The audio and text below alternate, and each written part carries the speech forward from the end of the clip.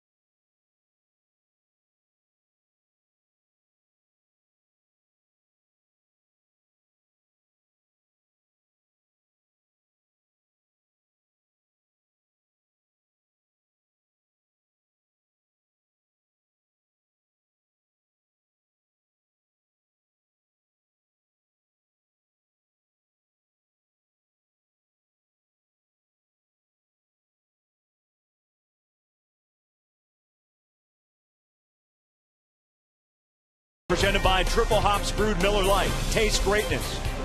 By Feldco for quality windows, siding, and doors. Call 866-4FELDCO. And by Menards. Save big money on all your home improvement needs at Menards. You have a nice afternoon for baseball. Fans still coming in. Should have a good crowd. The roof is open here at Miller Park for Game 2. The Giants and the Brewers, couple of southpaws will toe the rubber today. Randy Wolf and Jonathan Sanchez. Wolf coming in at 4-4. Sanchez 3-3 as they are set to match up here this afternoon. And Jonathan Sanchez, kind of in his career, had a rough beginning when he faced the Milwaukee Brewers, but lately he has been very good, and all you have to do is go back to last season. Hey, he's got good stuff, and I mean, he's been wildly inconsistent throughout his career, but he's a left-hander with a big arm. He really got off to a rough start against the Brewers. In his first 3 starts, you can see the numbers, but lately he has been very good, and the key is Sanchez throwing strikes. He's a guy that he will walk a lot of batters. He's walked the most in the National League so far this year, so he's got to. Brewers hitters have to be patient with him today. And Randy Wolf has pitched well enough to win his last 2 starts. Unfortunately, he is just 1-1, but pitching very well. And getting ahead early in the count. He's pitching right now his last 2 starts like he started out this season. He had that rough stretch. It seemed like he's ironed things out. His cutter has been very good. His curveball's been down in the strike zone, and that's always a key for Randy Wolf. So it's Wolf and Sanchez here this afternoon. The Brewers are going to try to even up this series after dropping a 5-4 decision last night to the Giants. We'll set the lineups, get this game going when we come back to Miller Park.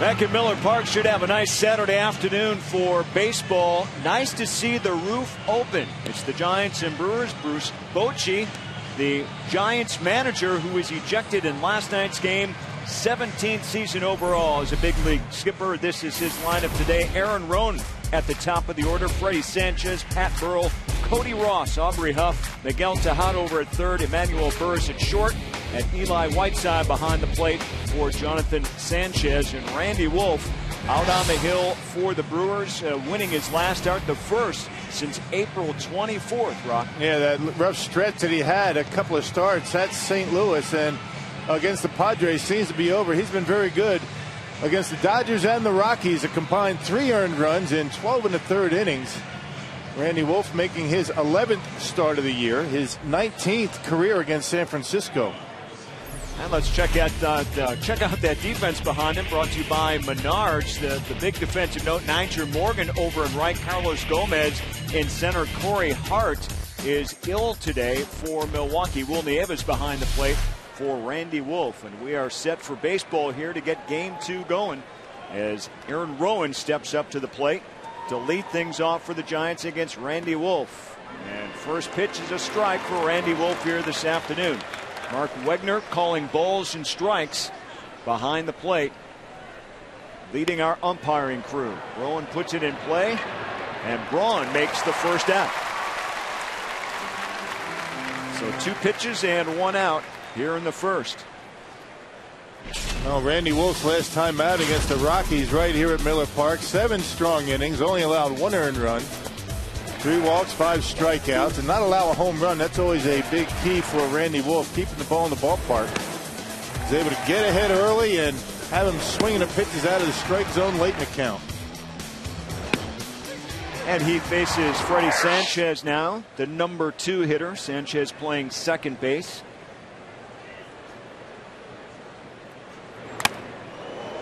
And fouls one straight back, and Nieves took a little punishment there. With the numbers for Randy Wolf, just 1 earned run against the Rockies. That fastball right down the middle, a big swing from Freddie Sanchez. That one woke Nieves up. A little wake-up call. Nothing wrong with that. He's ready to go, second batter. Yeah, better him than me. He's ready for it. Good catch by the fans here. Another good crowd here for this weekend series. As you mentioned, Rock, the finale here in the next 2 days of what will be the longest homestand to date of the 2011 season. Brewers playing extremely well here at home. Wolf working quickly against Sanchez. Well, you'd like to see that. That means he's got confidence in what he's throwing. And Will Nieves was behind the plate for Randy Wolf his last start against the Rockies here at Miller Park, and things went pretty well. And once again, well located, a pitch on the outer half of the plate down in the zone. Here's the 1-2. And a swing and a miss. Wolf gets his first strikeout. So 2 down quickly for Pat Burrell, the left fielder. That cut fastball that was a bit up in the zone, wasn't well located, but very effective. You could see the spin on it. A little bit of movement as it gets to home plate.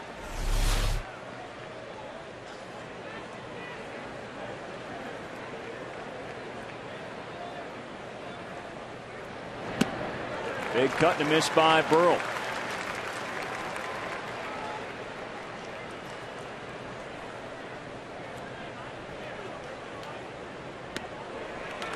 And another strike. So Wolf very aggressive here to open things up. Well, he's not messing around, isn't he? He's not taking much time between pitches. I like to see this.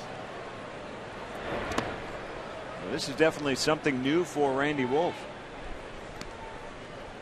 Not afraid to make some tweaks. Might change the pace up a little bit. Get it going. It might help you out. Of course, he's been throwing pretty well last 2 times out. Of course, the Giants offense came into this series scoring the fewest runs in the league and were able to squeak out a victory yesterday.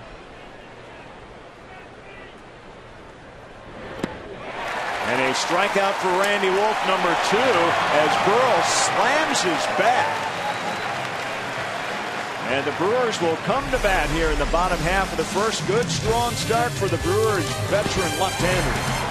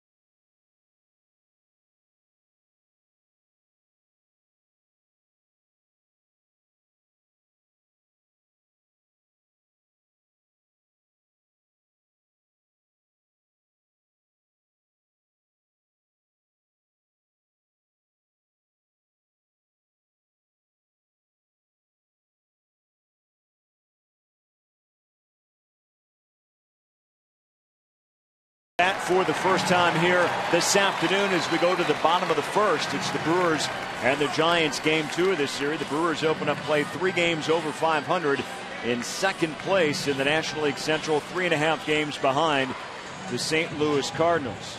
Ryan Braun getting loose. Let's take a look at that starting lineup. Ricky Weeks, top of the order. Carlos Gomez back in the number 2 hole for the first time in quite a while. Braun, Fielder, McGee, Betancourt, Will Nieves, the catcher. Nyjer Morgan bats 8th ahead of the pitcher, Randy Wolf. And Jonathan Sanchez set to make his 11th start of the season. No, he's made 5 career starts, 9 games overall, 1-1 record with a .683 earned run average. Making start number 11, a very good earned run average, but only 3-3. Run support's been an issue for him. It's kind of been an issue with both these clubs that have had outstanding starting pitching. They're starting to mesh a little bit more now as the Brewers have climbed over 500 and the Giants have taken over first place in the National League West. Let's take a look at that Menards Giants defense. Rowan and Ross in the outfield, Tejada, Burris, Sanchez, and Huff across the infield, and Whiteside catching for Sanchez. So Ricky Weeks down in the count, 2 strikes already.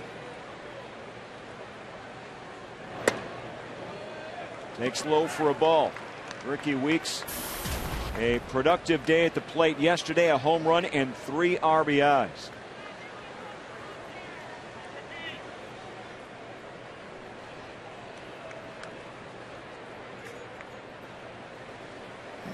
Here's the 1-2, and Weeks strikes out. Yeah, good example of what we were talking about. A little bit wild is Sanchez. He's got 30 walks on the season. That's second in the National League. These are the pitches that you have to lay off of. 92, 93 with a fastball. He'll throw a split-fingered fastball with 2 strikes. And if you help him by chasing at pitches out of the zone, he's going to have a good day. That brings up Carlos Gomez, who gets the start in center and back in the number 2 hole today. Takes a first pitch strike. Corey Hart feeling under the weather, so Gomez starts in center and Morgan out in right as Ryan Braun waits to bat next.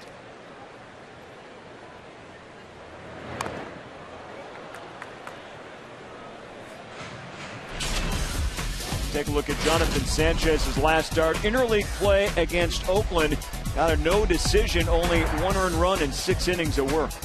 Yeah, Sanchez not a guy that's going to pitch too deep into the ball game. He's only been able to go 7 innings once, but he was very good his last time out, and a no decision against Oakland.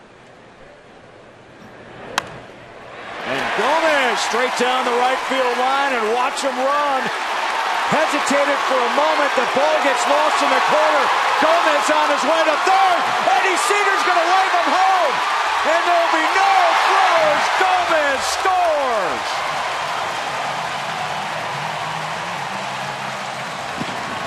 How about that one to start out the scoring?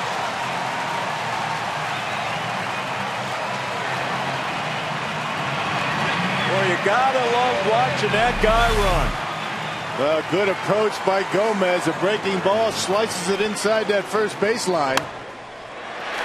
And then it's all up to Cody Ross. Is he able to cut it off down the line? I'm not sure. I didn't see what happened to it. We lose sight of it down the right field line. Gomez sees it, gets by him right away. He's thinking 3. It took an awful long time for Ross to get that ball in. Ed Cedar never hesitated. And without a throw, 1-0 Brewers. They giving him a home run? I don't see an error on the board. Still waiting for the official scoring as Ryan Braun steps in. Well, that'll electrify the crowd. That's fun to watch. They say the triple's the most exciting play in baseball. How about the inside the park home run? And the only question is, we didn't see. I never saw the ball get by Cody Ross. We don't see the right fielder down that right field line. Not sure how much problem he had with it. If he had little, if no trouble with it, then it's going to be a home run. If he booted it and it went under his glove, it's probably going to be an error. There's not a whole lot of room down there to make a mistake, that's for sure. It's pretty tight with the foul line in the stands. Here comes the 2-0 to Braun. Here's the look. No, there it is. I mean, that can't be an error. I mean, that's going to be an inside the park home run for Carlos Gomez. A tough play down the right field line. There's not a lot of room between foul territory and that wall down there. And credit Gomez with a homer. That will put it on the board for Carlos Gomez. That would be his 3rd of the year and 13th RBI.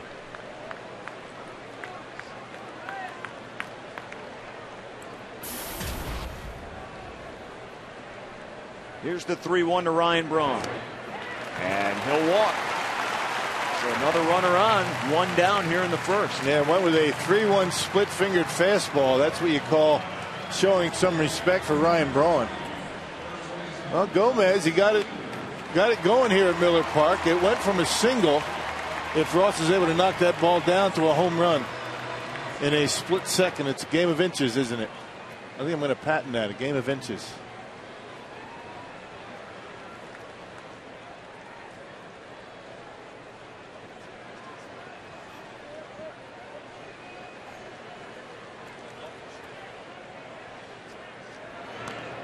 I remember the last inside the park home run I can remember was Prince Fielder right here at Miller Park. Ricky Weeks had one last August 7th of 2010 against Houston. Prince has had 2 of them. Ricky Weeks was a leadoff inside the park home run. Gomez was a second batter. Either one's exciting. And Prince's, boy, his were fun to watch as well. Pitch to Fielder in for a strike is Ryan Braun, drawing some attention obviously over there at first base. Braun with 11 stolen bases already on the season. And Prince some mighty big numbers against Sanchez.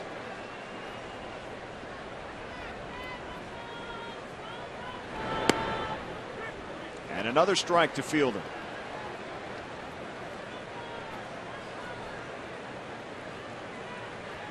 It's amazing though, Rock, when you look at Carlos Gomez just getting on base, anything can happen. Right. There's another example right there. Right. I mean, you got to figure that Cody Ross realized who the guy was at the plate, and he was running. He knew he had to be quick. What he was trying to do was get it quickly to keep him from getting to second base. So what he did was he made matters worse for himself, went under his glove and ended up circling the bases.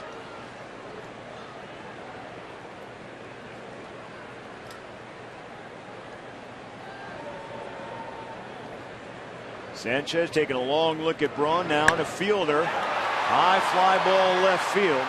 Burrell steps back. Looked like he may have been fighting the wind a bit. Let's flash back to the last inside the park home run, Ricky Weeks, and watch him run here at Miller Park. Yeah, that's normally the way you're going to get an inside the park home run at Miller Park. It hits those angles out there in center field. Center fielder gets a little bit too close. It's a long way to go to get it, and a long throw into the infield. And Ricky against the Houston Astros last year. Now I remember. They're all fun to watch, aren't they? You're right, though. You get that bounce off the wall out there, and it goes in the opposite direction of where you wind up as a center fielder. Yeah, but those corner outfielders, they're not charging hard, helping you out, backing you up. It could potentially be an inside the park, or if you can get around the bases quick enough. Casey McGee awaits the first pitch from Sanchez. Here it is. And it's a strike. Both pitchers dealing first pitch strikes. Think he's tired? No Got way. his breath? No way. He could have gone around twice. Not too many guys have the energy of Carlos Gomez. I just wish he could be able to put it together and, you know, put together at bats like he just gave you right there, you know, on a consistent basis. Because with his speed, there's no defending that.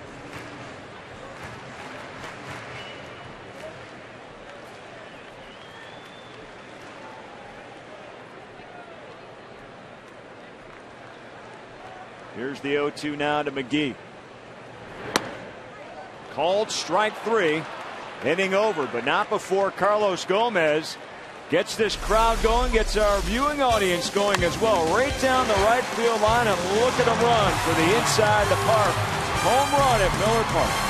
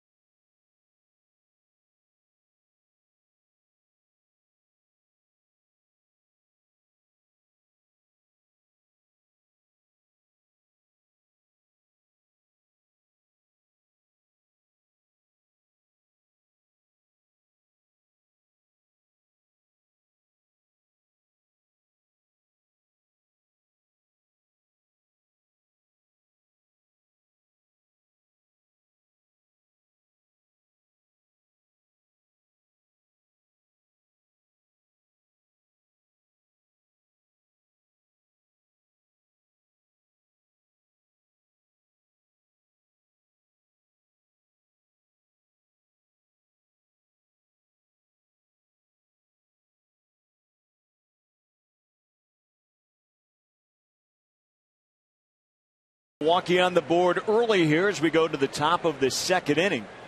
And the Giants coming to bat. Cody Ross, the right fielder, will lead off against Randy Wolf, who is very efficient, retiring the first 3 batters, the last 2 via the strikeout.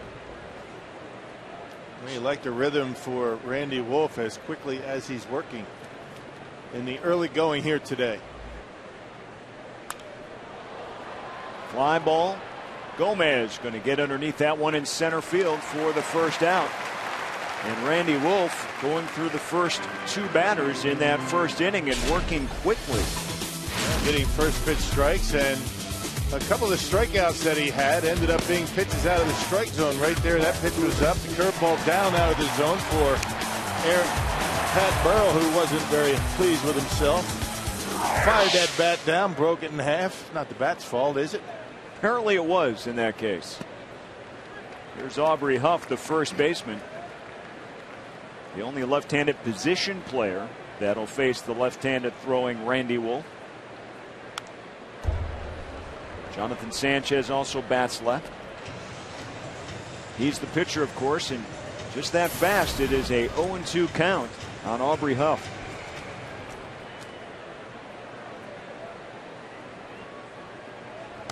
It's been a rough start for Aubrey Huff, but he's done a pretty good job against lefties this year. Batting average over 300 against left-handers. When you look up and down this batting order for the Giants, not too many of them have had a lot of success against Randy Wolf. And there's a tough 2-strike hit batter there by Randy Wolf. Don't want to do that ahead of the count. A curveball that looked like it was going to be about sub 70 miles an hour. Hits Burrell the back of the arm. That's not going to hurt anybody. That won't even leave a mark. So the Giants have their first base runner, Huff at first, Miguel Tejada, the third baseman.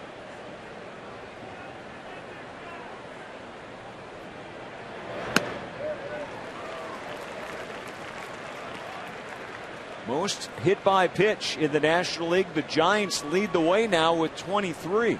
Remember last year the Brewers, a ton of guys getting hit. Ricky and Prince, not so much this year. Yeah, times have changed as far as that goes with the Brewers. They're hitting and walking a little bit better. Fly ball, lazy fly ball to Morgan in right field.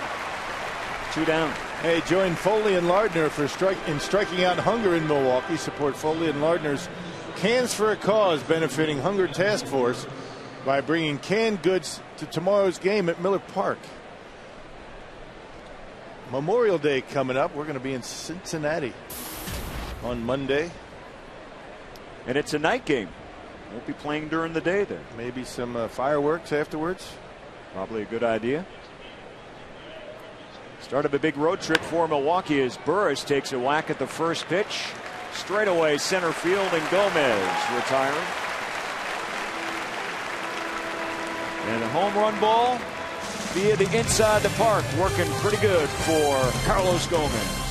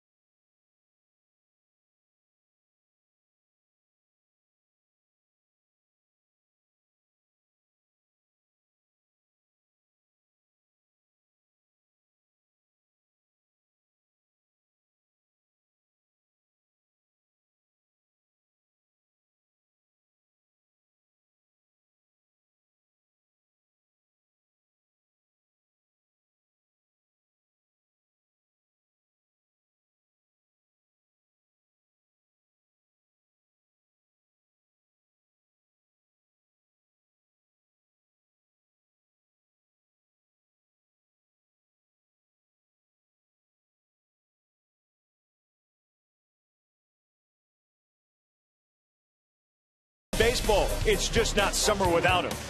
And by Steinhaufel's, Wisconsin's #1 furniture and mattress store since 1934. Bernie ready to get up and get out of here as the Brewers come to bat in the second inning. And he had a kind of a surprising slide with Gomez's inside the park home run back in the first. They'll go to bat here in the second with Unieski Betancourt set to lead off against Jonathan Sanchez. Milwaukee had a 6-game winning streak snapped in last night's loss to the Giants to open up this 3-game set. And in fact, the Giants have kind of ruled Miller Park here. They are 8-1 over their last 9 trips into Milwaukee. Can you believe that? Yeah, that's a stunner right there. I mean, there are teams that have had a lot of success against the Brewers here at Miller Park, but you don't think about the Giants because they only come here once ordinarily. You know, there are years when they come in twice, but 8-1, and it's pretty much been all pitching for the Giants. The reason that they've had so much success. Betancourt pops it up just in fair territory, and that ball is caught. Sanchez got out there, the second baseman. The Giants have outscored the Brewers in a 4-game sweep a year ago, 36-7. As you take a look at this play. Well, that's one of those where nobody's really going to call it off because you got to know you're going to be able to catch it to call off another fielder. Cody Ross gets there, but Freddie Sanchez is able to squeeze it for the out. That's a tough play for a second baseman. That brings up Will Nieves, who's got the catching duties here this afternoon with Randy Wolf. It's his 13th start behind the plate. Brewers back to 2 catchers, with Mike Rivera getting sent back to Nashville at AAA yesterday. Of course, that made room for Nyjer Morgan and Josh Wilson, who the Brewers picked up after Wednesday's game, another utility infield. Yeah, Ron Renneke very pleased with the way his roster lays out right now, and Jonathan Lucroy sitting this one out today. He's been red hot. He's got a .400 batting average at Miller Park this year. That's a tough average to sit for a game, isn't it? Swing and a miss, ball gets away, and the throw is complete for the strikeout. So Morgan on his way up, a couple of hits in his first trip off the DL yesterday, says it's good to be back. Just being able to be part of what's special going on right now. And, I just want to just come in and just, continue what I've been doing, the limited times I've been doing. But, just to stay within myself. And the team's playing good. And I just want to continue to just keep bringing the success to this organization. His first 2 at-bats yesterday, he got a single and a double, scored 2 runs. The Brewers had a 3-0 lead early yesterday until Brendan Crawford grand slam. And it gave the Giants a lead that they would not surrender. He's a spark plug in the bottom of that order. Nigel Morgan. Played center field in yesterday's game. Again, Corey Hart not available. He is sick.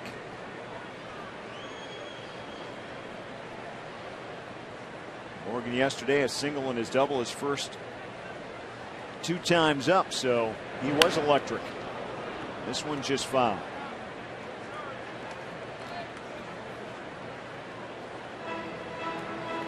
Here's a guy a lot of people are counting on to come in and play either outfield spot, center or right field. That's what he's played the last 2 days. And because Corey Hart is ill today, he gets a start against a left-hander, which is unusual.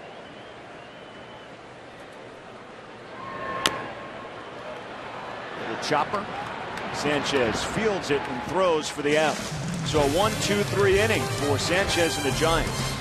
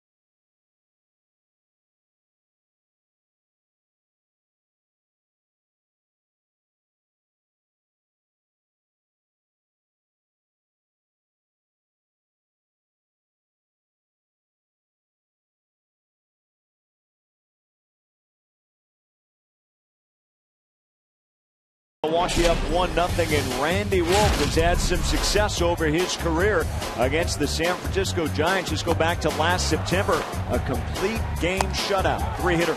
Yeah, Randy Wolf last year was 1-1, and get this, he only allowed 1 earned run in 16 innings. So he did have that complete game shutout, but he lost the game after giving up only 1 run against the Giants. We talked about not many of the Giants have had very good numbers against Randy Wolf, and those numbers that you see right there are evident of that. Just a 1.47 ERA over his last 5 decisions against San Francisco. Eli Whiteside takes a whack at that first pitch, and Betancourt throws him out for the first out here in the 3rd. Hey, tonight after the game, stay tuned to WMLW for the Sports Fanatics Final Out, your live Brewers postgame show here on WMLW. That's easy for me to say. It's not easy for anyone to say. Here sometimes. On WMLW, the Sports Fanatics Final Out. Pronunciation, enunciation. I'll do that one next time. Yeah, you got to do that one. I fail once, and that's it. I quit. Jonathan Sanchez, the pitcher, batting .263 this season, has a 4-game hitting streak going. Over his career, a 122 hitter. Of those 5 hits, 3 are doubles.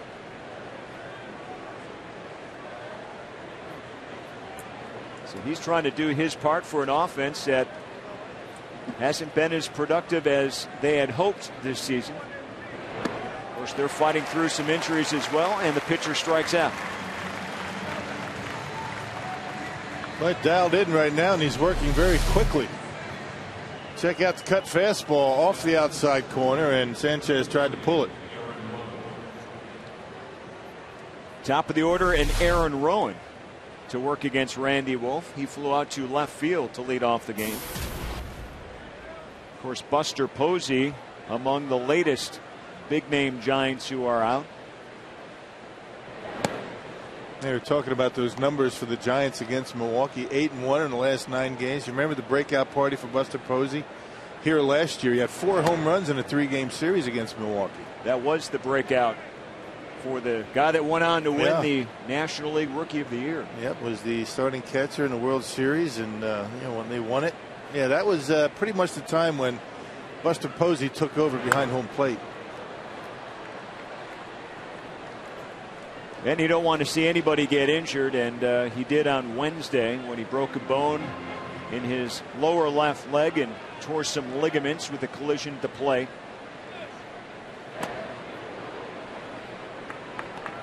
You and Jerry covered that well in the instructional last night. Yeah, talking about some of our ideas about blocking the plate and runners going after catchers from time to time.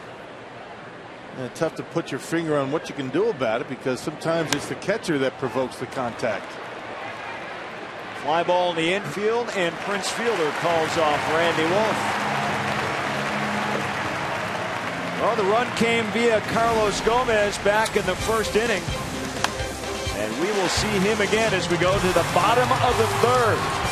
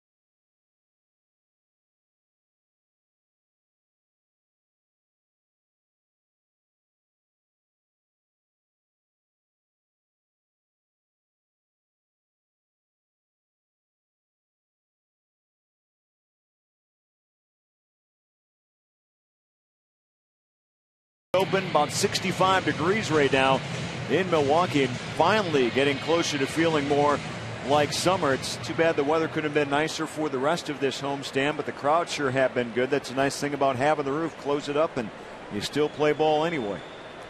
Randy Wolf set to lead off the bottom of the 3rd for Milwaukee.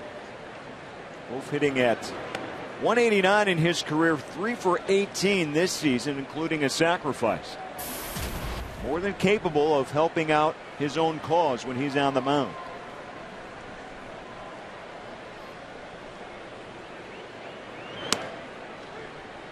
Takes a strike from Sanchez. Even it up.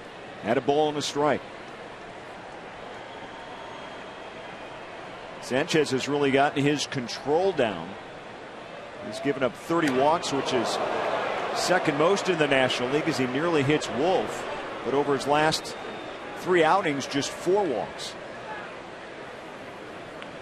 That's always a key for him, being able to throw strikes, get ahead in the count.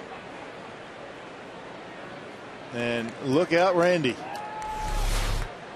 A little too close for comfort if you're the pitcher, right? He is effectively wild at times, if you will. It's always been a problem for Sanchez, giving up hits, walking batters, a lot of men on base. He's not throwing nearly as hard this year as he's had in the past. Used to be in the mid-90s with his fastball. Right now, 91, 92. He'll hit 93 from time to time. He's got the slider and the split. Maybe giving up a little velocity to throw more strikes.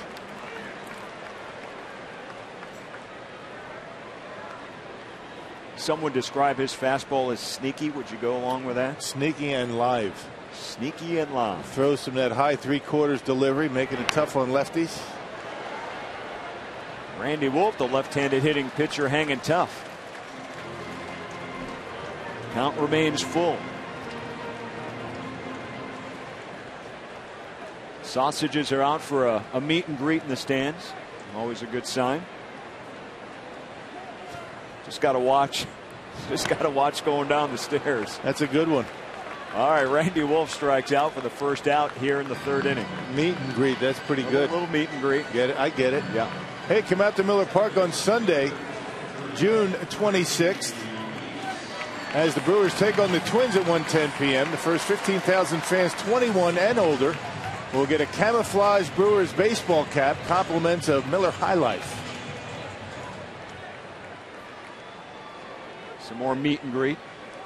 That's a good program that Miller High Life has. It's the IAVA, the Veterans of the Iraq-Afghanistan War. They have a program to, give them a taste of the high life, if you will. It's a good charity program that the Brewers and Miller High Life have combined on.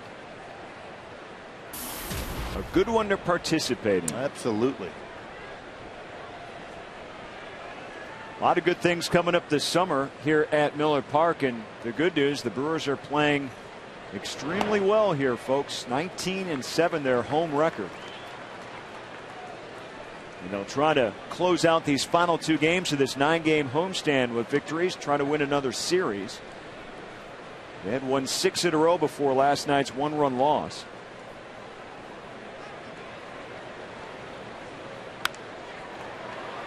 Ricky Weeks pops one up shallow right. Ross coming in to make the catch. So 2 down for Carlos Gomez, and the last time he came up, Carlos Gomez ripped one right down the right field line. And an inside the park home run as he got his feet in motion. That's it. That's just a nice approach by Carlos Gomez. That breaking ball up on the outside corner. Didn't try to pull it. He waited back nicely and just shot it down that right field line. How often do you see an inside the park home run that started out as a ground ball, right? It bounces in the infield. It bounced in the infield and went in a straight line the entire way. And yet he's fast enough to get around the bases. We were talking about how often that happened. I remember seeing that, in the Kansas City ballpark when they had AstroTurf, Willie Wilson. Those guys. Willie Wilson. There he went. He could fly. Yeah. That's when, that AstroTurf, you hit a ground ball down the line or you'd hit a hard ground ball in the gap, it just roll forever. And when you can run like Gomez and Willie Wilson, you're going to be able to circle the bases once in a while. And if you're an outfielder and you're playing medium or even shallow and that ball used to scoot by that fast. Right. Gomez able to check his swing. A ball and 2 strikes with 2 down here in the Brewer 3rd inning. That was the crazy thing about AstroTurf. There aren't too many AstroTurf fields left. Toronto still with AstroTurf. But, ground balls up the middle. If the outfielders were split, that ball roll all the way to the wall in the gap. And you can see those runners just racing around the bases. You don't see that on natural grass. No, and the thing about some of the places like Toronto and Tampa Bay, it's not that old turf anymore. It's more that field turf where you actually have blades of artificial grass. Back then it was like concrete. It was like a carpet on concrete. Yeah. Yeah.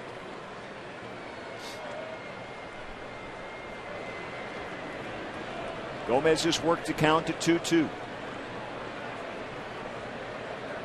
Sanchez delivers. Fly ball right field. Right at Ross. Doesn't have to move much for the third out here in the third. So Gomez is inside the park. Homer stays. It's 1-0.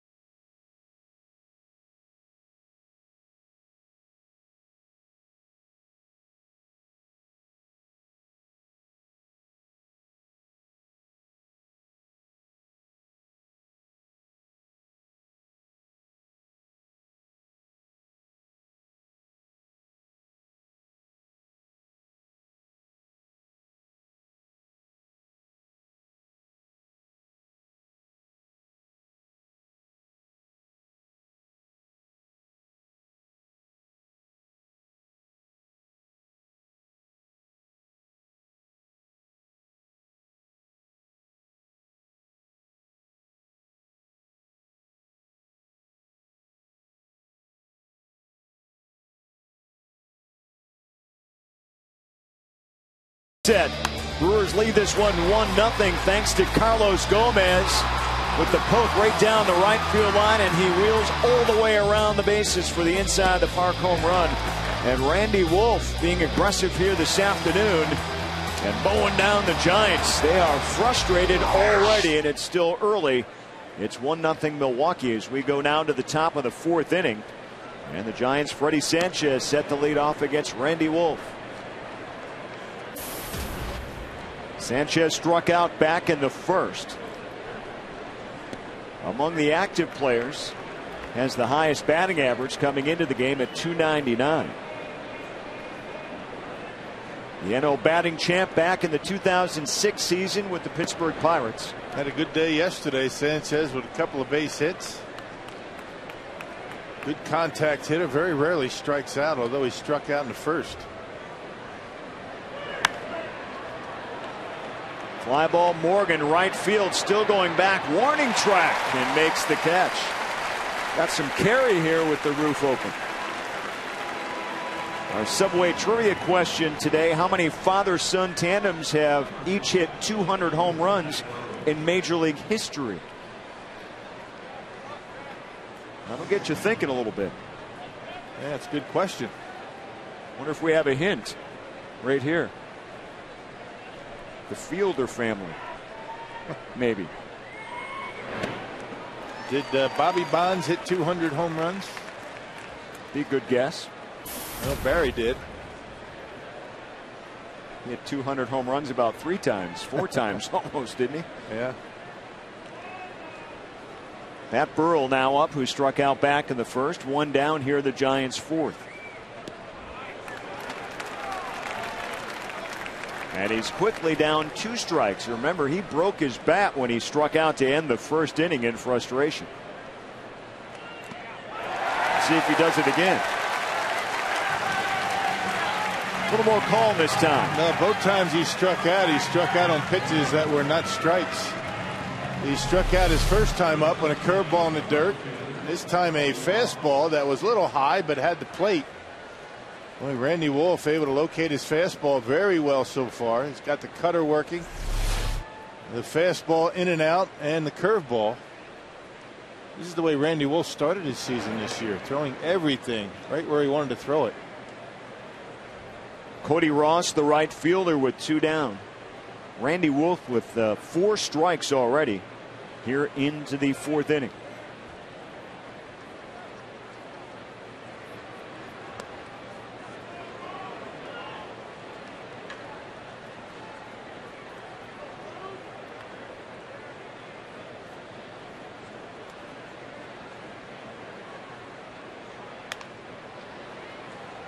To Betancourt.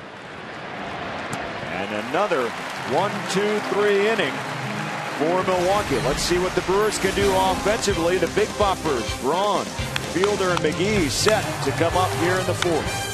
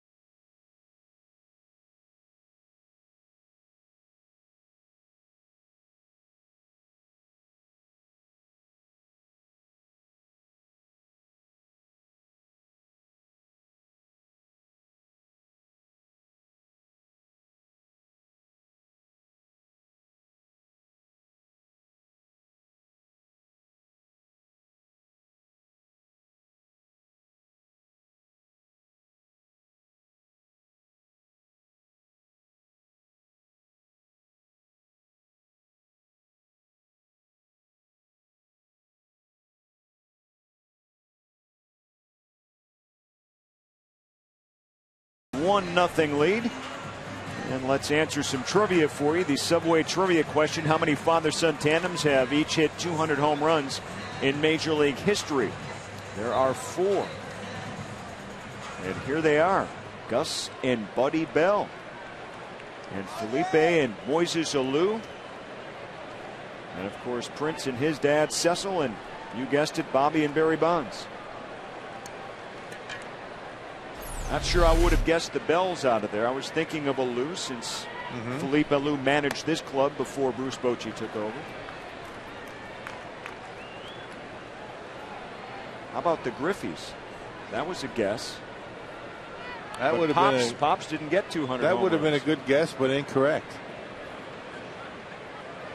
Ryan Braun leading off. You figured. Thanks for clarifying that, by the way. Ken Griffey Sr., I would imagine, came fairly close to 200, I would think. 152. Okay. But 20 years in the majors. Yeah. I thought that was a gimme when it was brought up earlier. I just figured he had hit at least 200. Once again, good guess. Did you have the Bells on your list? I didn't. Nope. I didn't have enough time to really develop much of a list. That stuff's not just coming off the top of your head. You know, if I was just sitting around doing nothing else, maybe I could think of about a few more people, a few more father and son tandas. That we're kind of busy up here. But you're saying you're busy. You doing a lot of writing? No writing, but a lot of watching and analyzing.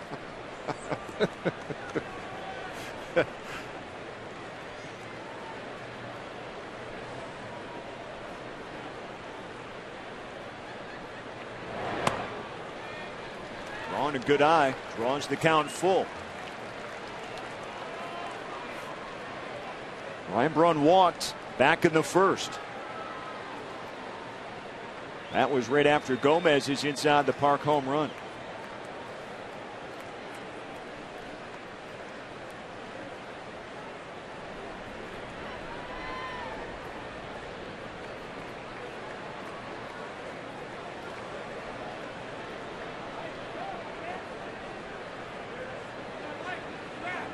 Here's the 3-2. Wrong little tapper foul. Hey, Sanchez doing a nice job changing speed. This is the guy that used to go out there and just rear back and fire. You know, a couple of years ago when he threw his no-hitter, I mean, this guy had electric stuff. I mean, a big moving fastball in the mid-90s.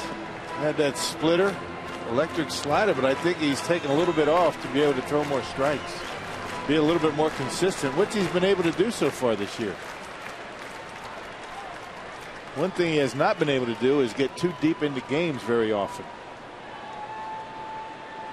That point you made earlier, and that's knocking on the door, but not quite there yet. And Ryan Braun walks now for the second time. And Prince Fielder, who talked about the big collision earlier with Buster Posey on Wednesday. How about last night against the backup catcher Whiteside? What do you think he's thinking right now, knowing Prince is coming his way? Well, I mean, he really provoked that contact. There's no reason why he had to stand right there in front of home plate. He had that ball clearly early enough to be able to just step aside and make the tag on Prince. So everybody's talking about making rules to protect catchers. How about making rules sometimes to protect runners? Because that was a case where Whiteside provoked the contact.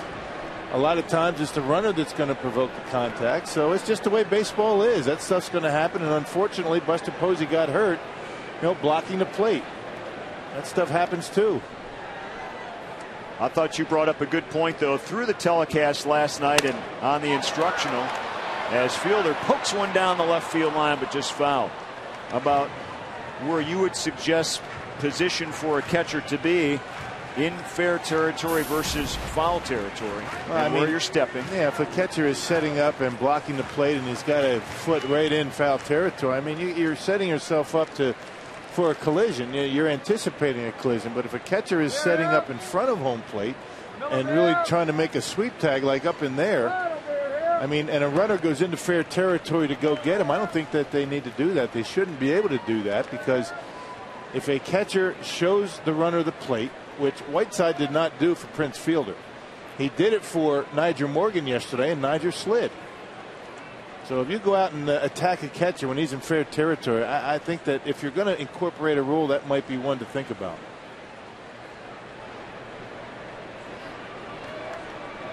Ryan Braun runs. Here's the throw from Whiteside. Late goes into center field. Braun's going to take third. Here comes the throw in, and Braun's there. So the Brewers in great shape with Braun at third and nobody out. Well, that was an awfully late slide by Ryan Braun. I was hoping he wasn't going to have an ankle problem here. Watch how late this slide is.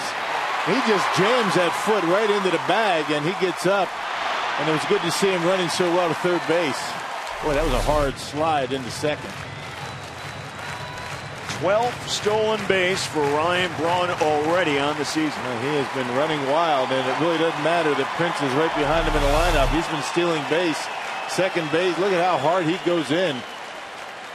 Able to jump up and get to third base. That's the one thing you don't want to see. If Ryan's going to run, I mean, you really risk injury when you do take off. The one thing you do like is very rarely does Ryan steal a base and head first slide. You don't want to see that. You'd hate to have him mess up his fingers or his hands, but that looked like a hard slide into second that could very well have had an effect on that ankle. He tweaked that left ankle in the outfield, running up against the wall earlier on the homestand. Here's the 3-1 to Fielder. Big cut and a miss. Yeah, good breaking ball from Sanchez. Not giving in to Prince, that's for sure.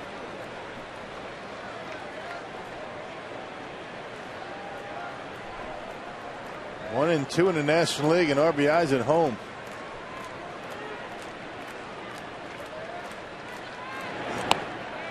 And Fielder walks. So runners in the corner. First and third now for Casey McGee.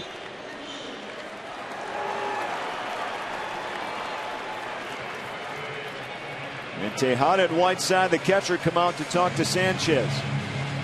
Make sure that defense is set up, give him a breather, as he has walked two to open up the fourth inning.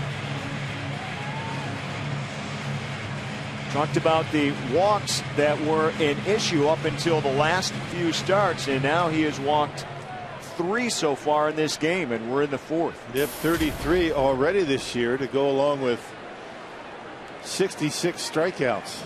So you have to take the good with the bad. And he had walked only 4 over the last 3 outings. Casey McGee takes one outside. Casey struck out back in the 1st. Brewers have to capitalize right here. A golden opportunity.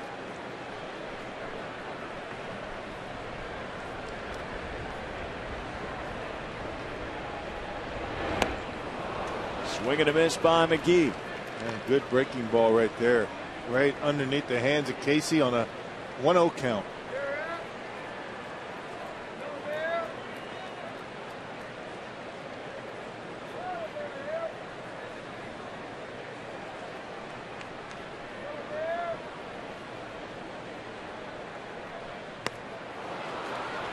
And another cut and a miss.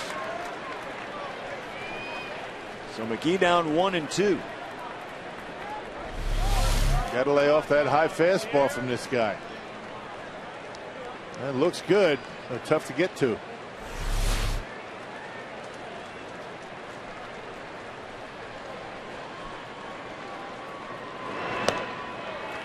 Outside to even up the count.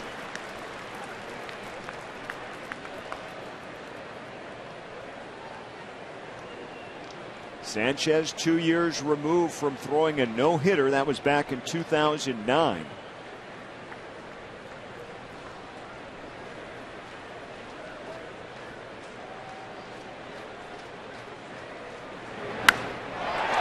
high fly ball, right center field. Rowan makes the catch on the warning track, plenty deep enough to score Ryan Braun from third base, and Milwaukee extends its lead now to 2-0. Yeah, good at bat by Casey McGee, shortening up with 2 strikes. Well, the high fastball to start him out. Then the pitch that got him back in the count, that slider down and in. High fastball he swings through. He takes that one, and the next pitch, a fastball right out over the plate, and he drives it deep enough into center to score the run. A lot of high fastballs from Jonathan Sanchez today. I thought that ball might have carried a little bit better. He hit that well. I thought so too. Well, Casey's got some power, and that ball just flies off his bat. Betancourt swings at the first pitch straight away left for Burrow. So 2 down, and Prince Fielder remains at first base. That brings up the catcher Will Nieves.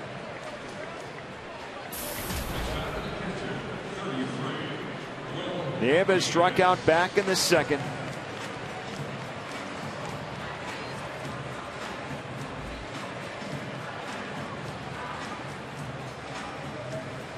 Including this start, he has caught the last 2 games for Randy Wolf.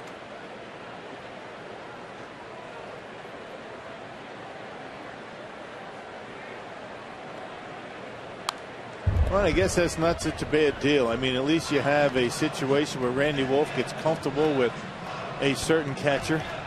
You know, Randy sometimes could be a challenge to call a game for, because, you know, he'll throw pitches that ordinarily most pitchers won't throw in certain situations. And you know you're going to give Lucroy a day off from time to time. You know, this way Nieves knows when he's going to play. Lucroy knows when he's going to get a day off. It can work, you know, to a team's benefit to have a situation like that. As a whole, the Brewers had a scheduled off day on Thursday. They're opening up a stretch now where they're going to play some games. Their next scheduled off day is June 2nd in Florida on the road trip. And then after that, the next scheduled off day is not till June 23rd. I can think of worse towns that have an off day than Miami, Florida. 5 days in Miami, as a matter of fact. Go there after the game against Cincinnati on Wednesday night. So you get in technically Wednesday night, early Thursday morning, the off day there. They play Friday night, Saturday night, Sunday afternoon, and then Monday night before they come back home to open up the next homestand on Tuesday, June 7th.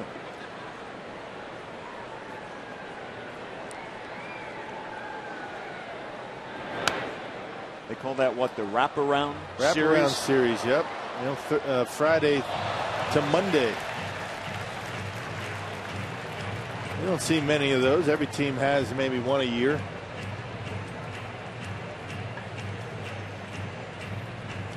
Sometimes those Monday games would be a day game, but it's the start of the work week, so bring in the night crowd. Right, yeah.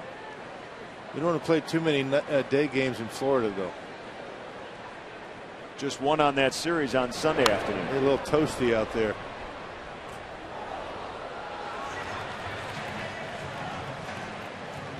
So Nieves hanging in there, 1-2 with 2 down.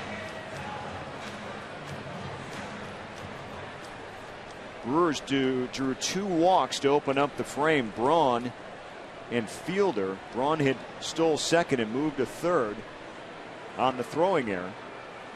And then a sacrifice by McGee brought Braun home. But Fielder remains at first, now 2 down.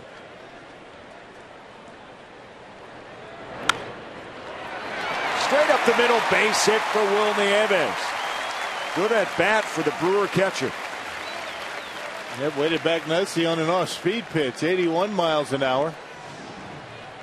Not sure it was a slider or the split, but the pitch was up. Nieves waits back and bangs it right back into center field. That was a breaking ball. And into center field, keeping the inning alive for Nigel Morgan. And away, always good to get your backup catcher a base hit.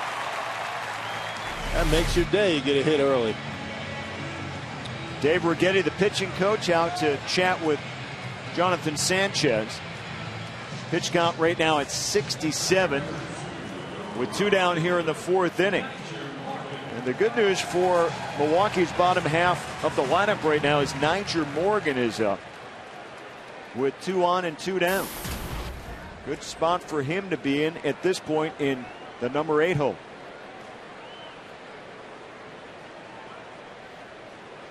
Rounded out back in the 2nd inning, I should say.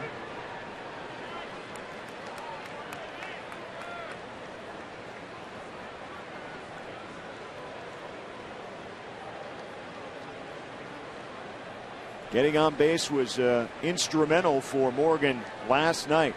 Reached the first 2 times and wound up scoring both times. He's one of those guys like Carlos Gomez and maybe even more like Ricky Weeks when he gets on. A lot of good things happen. Always good to have a contact hitter up in front of your pitcher. You know, extend the inning, get the pitcher out of the way. In this case, maybe driving a run out of that 8th spot. That's the one thing that Jonathan Lucroy did such a good job of. He started the season out as a number 8 hitter, driving in runs, getting on base. And because of his success, he's been elevated a bit in the lineup.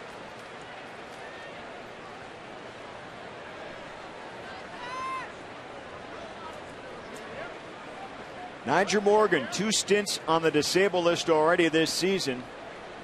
Was nearly giddy yesterday when he was activated again.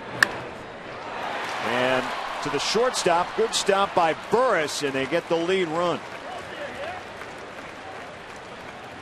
So Milwaukee comes up with 1 after reaching on 2 walks. It's 2-0.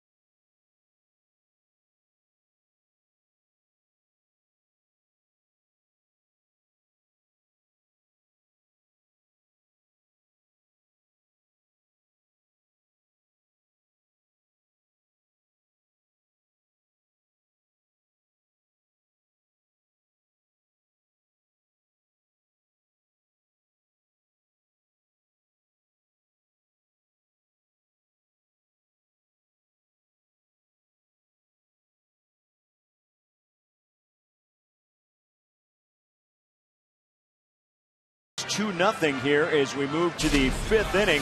And Randy Wolf back out on the mound and has been nearly flawless so far here against the Giants, Rock. Yeah, 4 strikeouts, and he's been able to mix up the ground ball outs, fly ball outs. There really hasn't been too many baseballs hit very hard so far off of Randy Wolf. About midway through his 2nd time through the batting order. And very good numbers for Randy Wolf. 4 strikeouts and has not walked anybody. Good control. And his pace in his delivery and time between pitches way up. Working fast. Aubrey Huff leading off the 5th. And a little check swing falls into left for the Giants' first hit of the game. Right over Casey McGee's head. He knew it was too high to go after, but too soft for an out. Yep, doesn't have the guts to smile, but he did. A little check swing. He didn't mean it, but a pretty good result for Aubrey Huff. And first hit of the game for the Giants.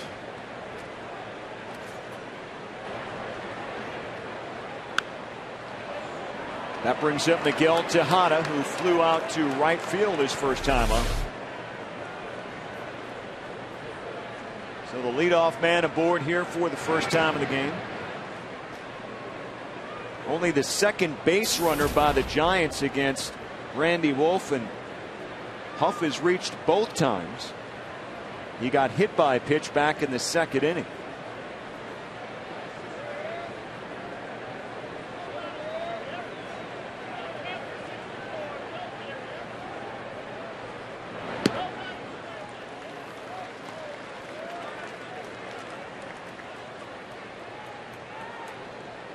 Randy Wolf now 11 of 15 first pitch strikes. Really helping out his own cause here this afternoon.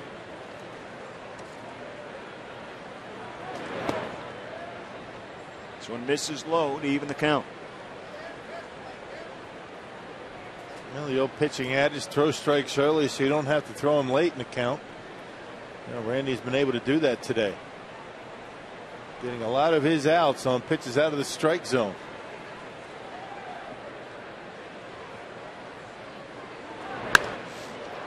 To right field.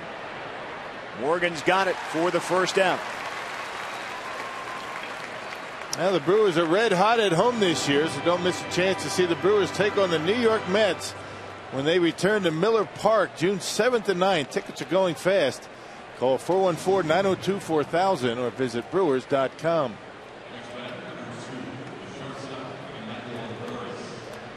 And the sombreros in a beer on a Saturday afternoon. Why not? Nothing better. Got the roof open. Ball hit hard. Braun's got it as he backtracks to retire Emmanuel Burris. Yeah, 2 of the hardest hit balls of the day against Randy Wolf, but you know, both of them right at defenders. One to Nigel Morgan and that one to Ryan Braun. Hit him right on the nose.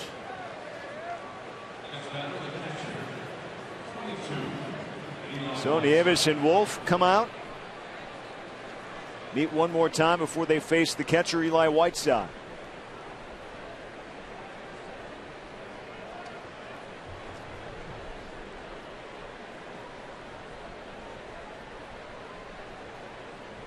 Bruce Bochy's been asked the last couple of days, are you guys going to go after a catcher? And they said, no, Whiteside's our guy right now. Of course, with Posey going down. I'm not sure what you're going to say to the media in a question like that. I mean, if you say absolutely we're going to go find a catcher, how does that make your catcher feel? There's no replacing Buster Posey. You can't try to do that. I mean, both defensively and at the plate. You do the best you can. And besides, if a team has a catcher that's been productive, they're not going to give him up.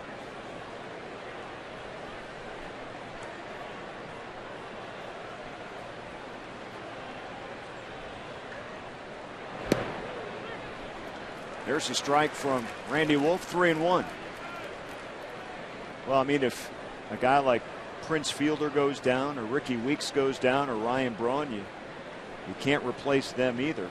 Now, Posey doesn't have those kind of numbers offensively, but it's the job that he means behind the plate, too. You just can't go out and find someone just because someone goes down. Right. Well, you can go out and try, but what do you give up in return? And it's a short-term fix because Posey is going to be back next year.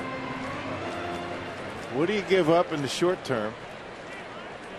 And do you mortgage your farm system? I don't see the Giants doing a whole lot. And he said yesterday he is absolutely 100% sure he wants to come back and catch. Whiteside stays alive. He thought the injury, the ligament damage in his left ankle and the broken bone in the lower left leg, would keep him out the remainder of the season.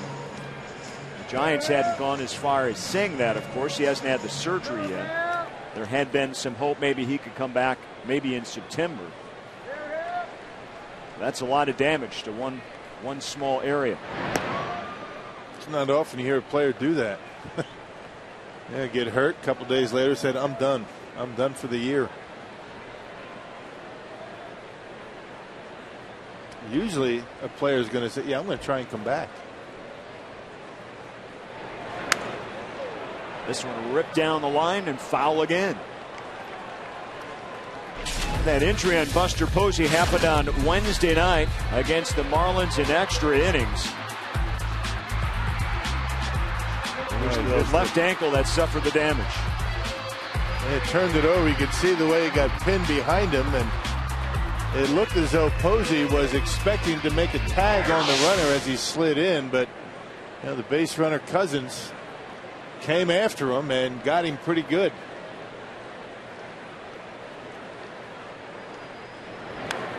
That's the play that we were talking about, you know, last night. When a catcher gives you home plate to see and to slide at, normally a base runner is going to do that, but that's not what happened. Posey was in fair territory. He started in fair territory, but he dove over the plate to see if he can make a tag, but the runner wasn't sliding. And Whiteside, after a long at bat, draws a walk. So suddenly the Giants have two aboard with two down here in the fifth inning. He didn't want to be too fine. He didn't want to give Whiteside too much to hit with a pitcher coming up. And the last thing you want to do is have Whiteside find a gap and score a run, especially when you have the pitcher coming up. So Huff moves to second. Whiteside is at first. Jonathan Sanchez, the pitcher, makes a big swing and misses on the first pitch. He has a 4-game hitting streak going right now.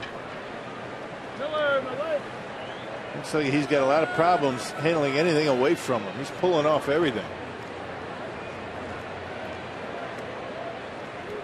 And Nieves sets up outside. Little tapper put in play. Wolf will take care of it to Fielder. And in his first jam of the day, he gets out of it. 2-0 Milwaukee.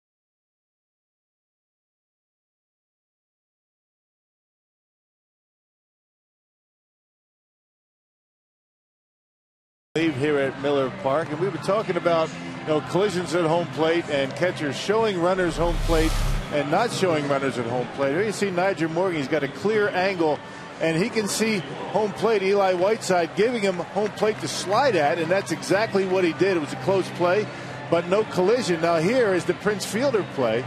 Eli Whiteside not giving Prince Fielder any of home plate to slide at, and the only recourse that Prince has to get to home plate, because Whiteside not only covers home plate but actually goes after him. You got to have a collision.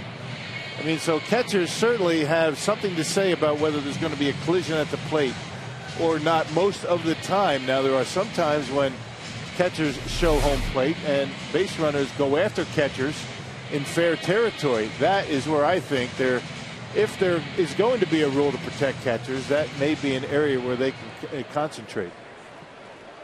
I think that's the one to look at. It's a really good point that you bring up. It's used a lot of cases in college as well. So it is used, but not on this level. Go to the bottom of the fifth for Milwaukee. The pitcher Randy Wolf will lead off. He's only given up one hit so far in the game today and has a 2-0 lead. Both these pitching staffs for the Giants and Brewers know what it's like to pitch very well, but still not have a huge cushion to work with.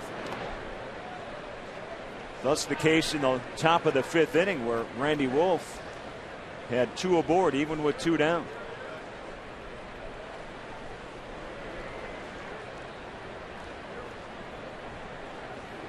Brewers 2 runs on just 2 hits, so a total of 3 hits in this game. One was an inside the park home run by Gomez.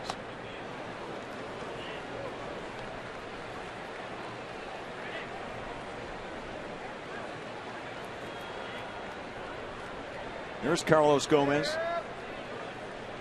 His 3rd home run of the year. And Randy Wolf strikes out to lead off the 5th.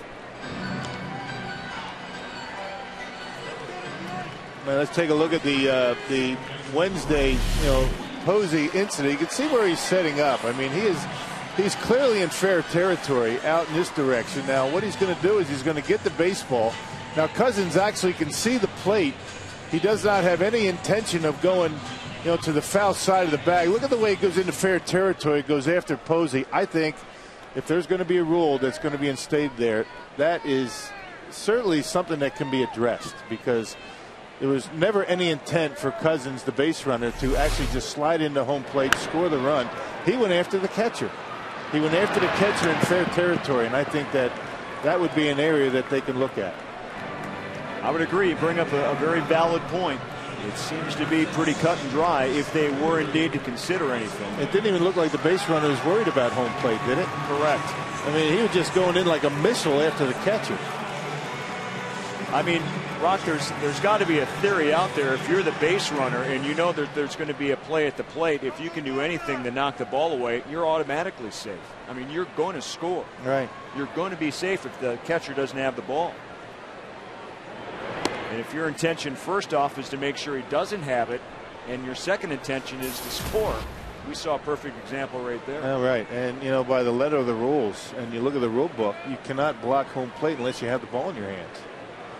So it's a case where it's always bang, bang. It's something that's never called. But, that Posey play, it's one of those that creates a lot of, feelings either way. Everybody said it was a clean play based on the rules the way they are these days. But you hate to see a player of the caliber of Buster Posey out for the season. The other issue that you have when you're blocking the plate, you need to have the fundamentals to be able to do it effectively and to protect yourself. And I really don't think Buster Posey was in a good fundamental, blocking of the plate position when he caught that baseball, and that's why he rolled his ankle and, broke it. I've always subscribed to the theory in blocking the plate, and this is what I tell kids when I go to clinics. Safety number 1, protect yourself number 1. Make sure that you're going to come out of the collision okay, and then secondarily get the out. But you have to protect yourself first. Absolutely. Good points. We are through 5. Milwaukee a 2-0 lead.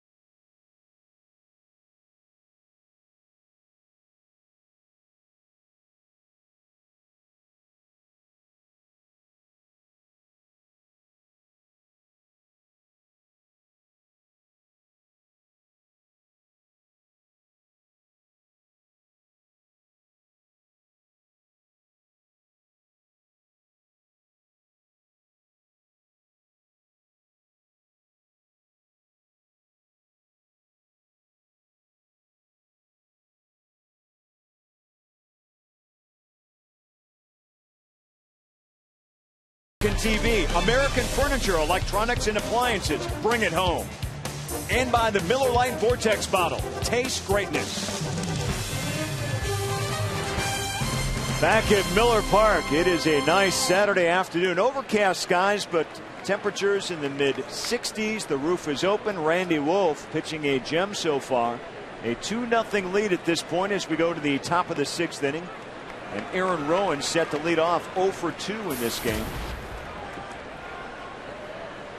Randy Wolf has allowed just 1 hit. Ground ball to Weeks.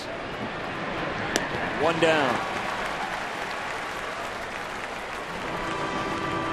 Randy Wolf's pitch count is in terrific shape. 60 pitches, only 19 balls. I mean, he has really been pounding the strike zone. Make that 61 pitches, 42 of them strikes. That is very, very good.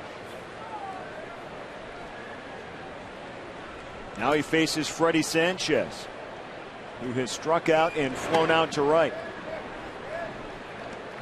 2 hits shy of 1,000 in his career, Freddie Sanchez. We mentioned in his last at bat that he was the 2006 NL batting champion, batting .344 that season. Yeah, he can hit.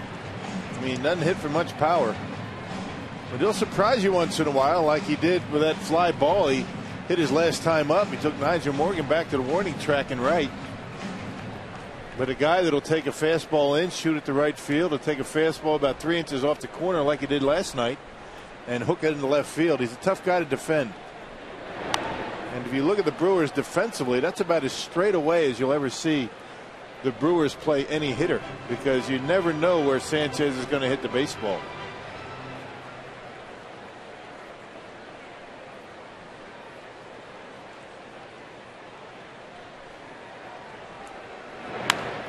And he hits it hard right down the left field line, all the way into the corner.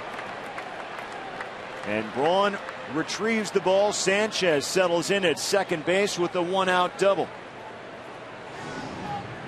Hit number 999 in his career. They tried to come in on him with a fastball, left it out over the plate, and that's all it took for Sanchez to lace it down the left field line. This guy's some kind of hitter. That high leg kick, foot down, then bat to baseball, and he's on very good balance and able to shoot it down the line and finds himself in scoring position. So 1 down for the left fielder, Pat Burrell. Burrell has struck out twice.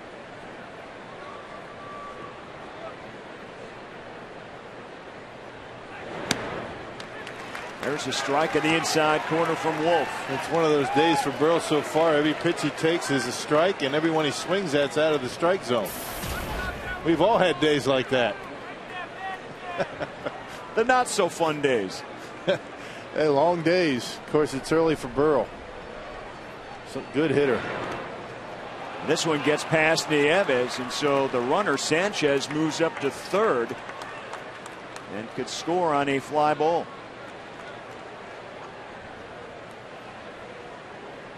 The first base runner to reach third base today for San Francisco. That curveball there barely registering on the radar gun. He just got a piece of it, but just couldn't keep it close.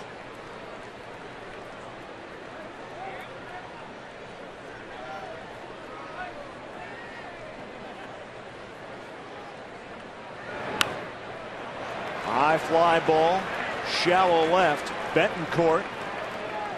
And not nearly deep enough to even think about scoring over there at third base for Sanchez. 2 down. Hey folks, on Saturday, June 25th against the Twins, all fans will get a special coupon offer courtesy of Quick Trip. Call 414-902-4000 or visit Brewers.com for tickets. Interleague play at Miller Park. It'll be a tough interleague schedule for Milwaukee. Boy, they got the Boston Red Sox and the New York Yankees on the road. Tampa Bay comes here, and they're all battling right now for first place out in the AL East. And of course, the Minnesota Twins having a very disappointing season, but they're going to play 2 series against the Twins, and the Twins have had the Brewers' number in interleague play over the years. Yeah, the Brewers fared pretty well against the Twins last year at Miller Park, sweeping them in a 3-game series, and the Twins took 2 out of 3 against the Brewers at Target Field. And Minnesota 16-33 so far this year, 14.5 games behind the Cleveland Indians. That's a rough start to the season for Minnesota.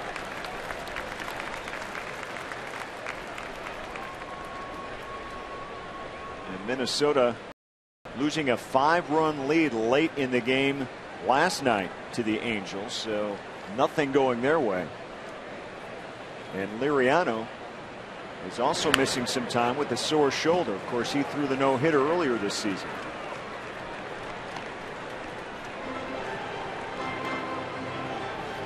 That interleague play for the Brewers, by the way, all wrapped up into one lump in the schedule.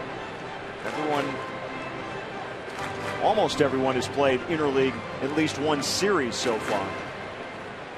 And the Brewers in Colorado are the only National League teams that have not played an American League team.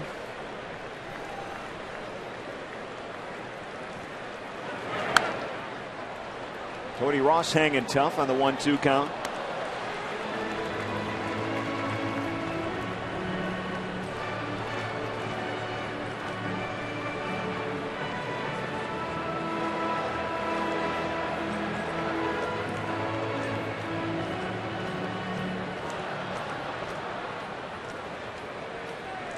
Boy, this guy took San Francisco by storm when he was acquired in August to help them win their World Series a year ago. It's all it takes, you know, being with the big stage, the playoffs, hit a lot of home runs. Divisional series, the NLCS, the World Series. MVP of the league championship series against Philadelphia, and a cold strike 3. He's going to get up in the face of the home plate umpire, Mark Wegner. So the inning ends. Runner at third, 1 down, and the Giants come up empty against Randy Wolf. But it's 2-0 Milwaukee. As we head down to the bottom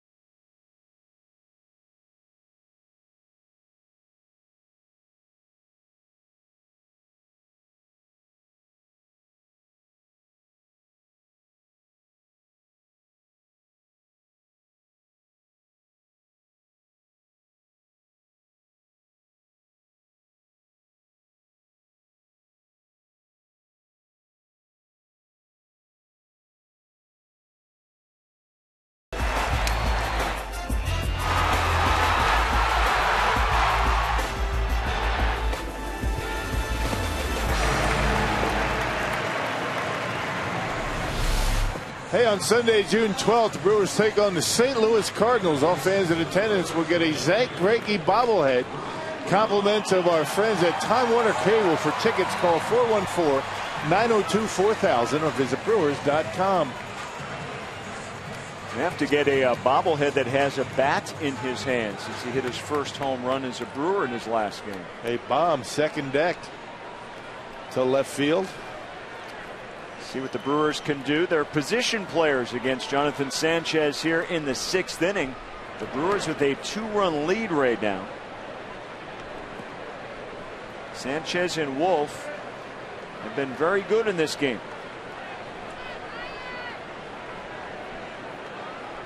Sanchez gave up the inside the park home run against Gomez. And then the second run, a walk, a stolen base, an error, and a sacrifice fly. And Ryan Braun was the guy who generated that second run back in the 4th inning.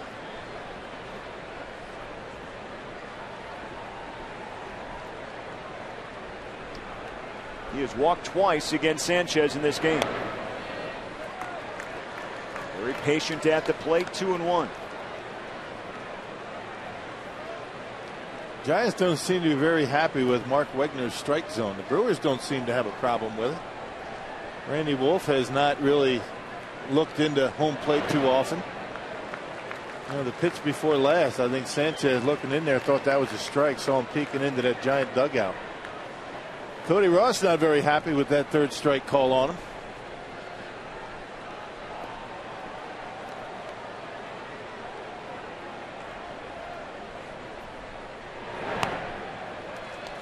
And Ryan Braun walks again. The 3rd time he has walked in this game. If you like television comedies, you will love this. The Big Bang Theory is coming to WMLW this fall, 5 days a week. Watch WMLW for The Big Bang Theory starting this September, 5 nights a week. So Ryan Braun smiling says, have I really walked 3 times in this game already? And look for him to maybe take off again. Sanchez, one of those left-handers, not a great move to first base. Got that high leg kick. If you guess right, you could steal it easily.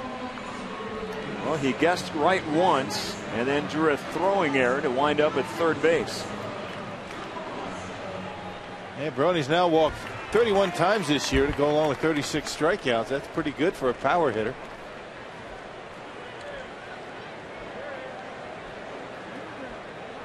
And he draws some attention from Sanchez. Prince Fielder with 25 walks and only 27 strikeouts this year. So both Fielder and Braun are very good to walk to strikeout ratios so far this year. It's off to a good start.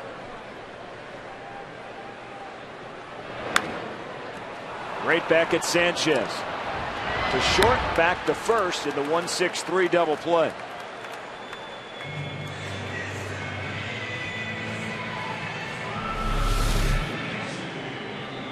Good pitch in on the hands of Prince Fielder, not able to get the barrel of the bat on it, and an easy double play. Good throw from Sanchez over to Burris. That first throw to Key to turn that double play. Casey McGee now bats, had a sacrifice fly back in the 4th inning that plated Ryan Braun for the second run of the game.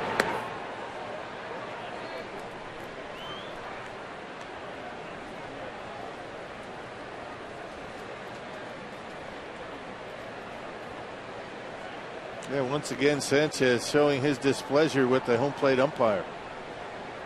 And walking off the mound, going back behind the grass.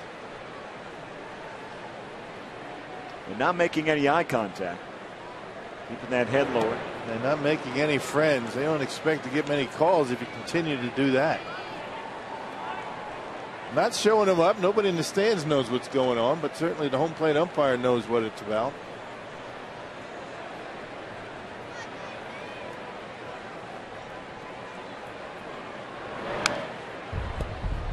You can get away with a lot down there in the field with umpires as long as you do not make it obvious and let the whole ballpark know that you're upset with the umpire.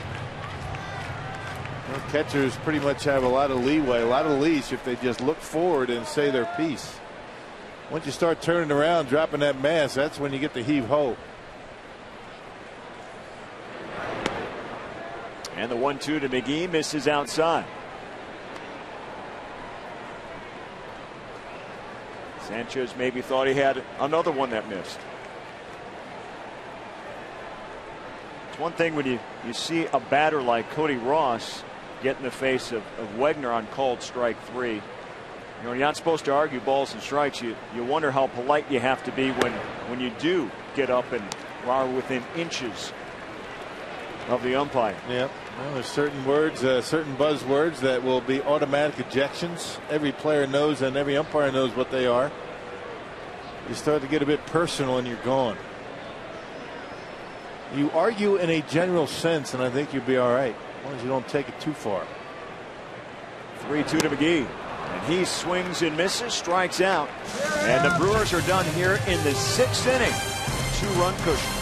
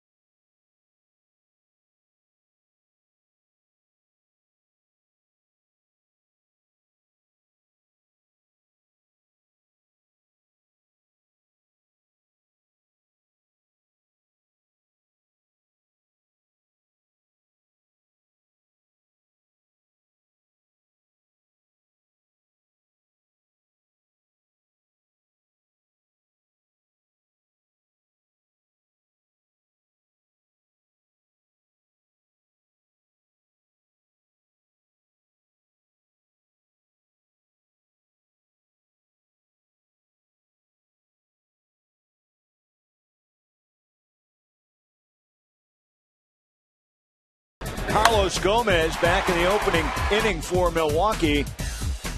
And Ross cannot come up with the ball, did not make contact. And so it is ruled an inside the park home run because this guy flew around the bases and never stopped.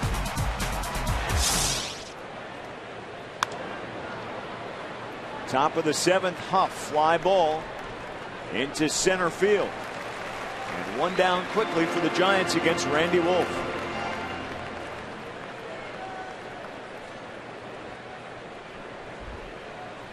That brings up Miguel Tejada, who is 0 for 2. Wolf pitch count at 76 here in the 7th inning. That's about as efficient as it gets. There's been a lot of early outs tonight. I mean, or this afternoon. First pitch swinging. Wolf has been ahead in the count. Throwing an awful lot of strikes today.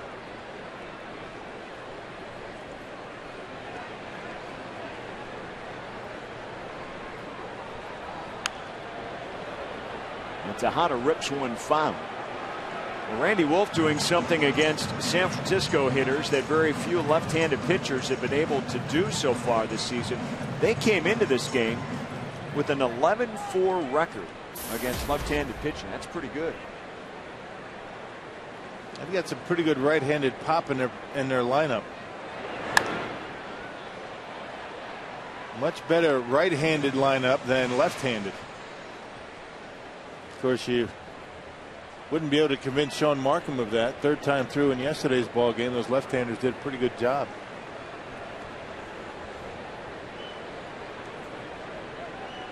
Sean Markham could not get an out in that 7th inning. for giving up that grand slam to Crawford, and it was his first hit in the majors.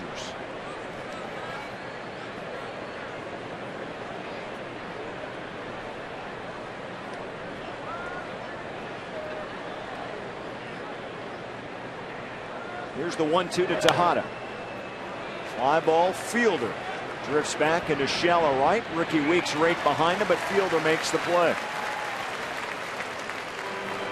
Our Miller Lite What's on Tap. One more tomorrow against San Francisco to close out the series and the homestand, and then a big meeting with the Reds on the road in Cincinnati starting on Monday. It's going to be a week-long road trip for the Brewers. They play 3 in Cincinnati and then 4 in Florida. 2 tough opponents. Yeah, the Brewers have not fared very well in Cincinnati or in Florida. Time to turn that around quickly. Well, that's for sure. And if they can get a good omen on their side here, where San Francisco has won 5 straight at Miller Park. Burris to Weeks. And another quick 1-2-3 inning here in the 7th.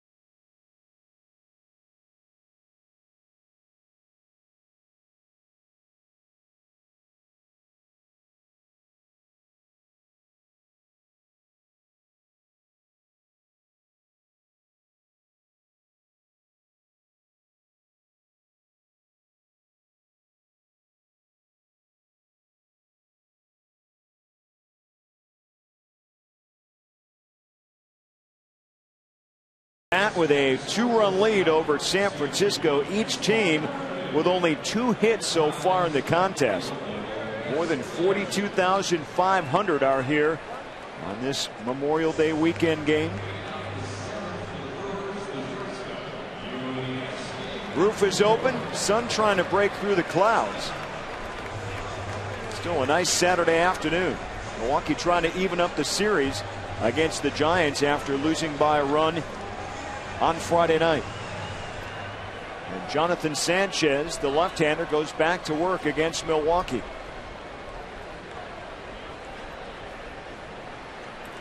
Again, each pitcher, Randy Wolf and Sanchez, have given up only 2 hits.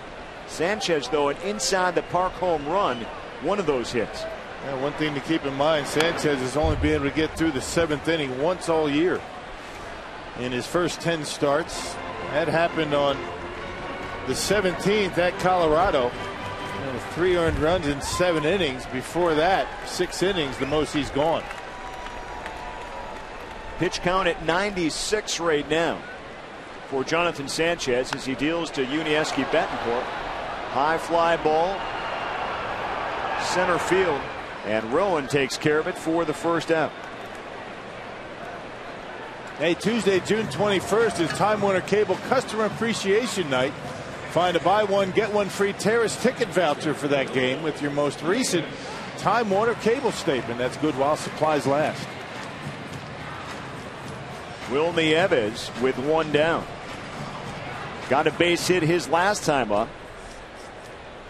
So it's Gomez and Nieves with Milwaukee's 2 hits in this game. The good news is they lead it 2-0.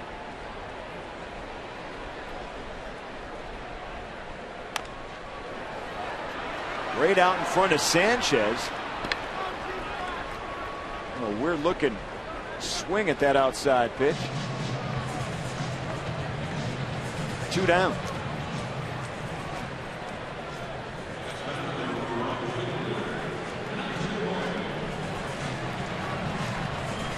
One final from the National League Central already. Pittsburgh hammers the Cubs 10-0 at Wrigley. There's Sanchez's pitch count by inning at 97 right now total.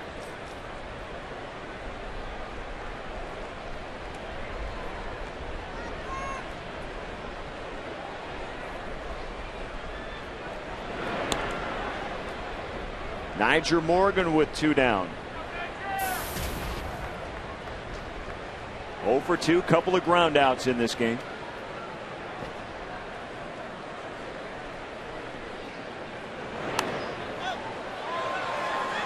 Pop foul. We talked about Gomez's inside the park home runs. You brought up Willie Wilson's name. He had 12 inside the park home runs in his career, Rob. 12. Wow. 12. 3 from the leadoff spot. Wow. How about that? Talk about electrifying. 3 leadoff inside the park home runs. Yep, statistic courtesy of our buddy Rick Ramirez. But that's a lot of inside the park home runs. Wow.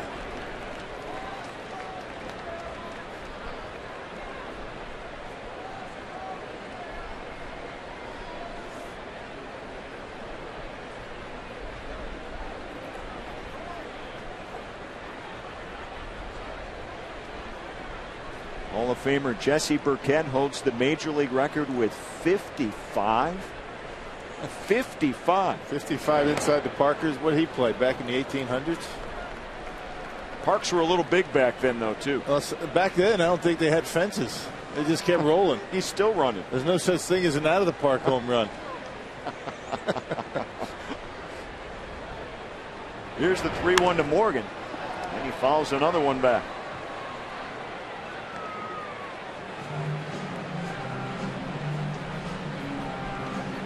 With Gomez's inside the park home run today, as a franchise, the Brewers have had 23. Does that just beat Willie Wilson? Oh, yeah, doubles him up. Fun to watch Gomez run the bases. Fun to watch Nyjer Morgan run, too. See if he can get on. He's battling.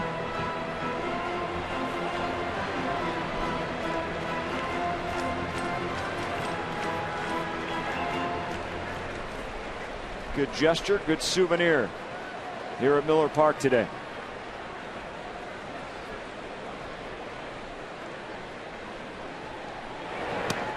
And Morgan strikes out.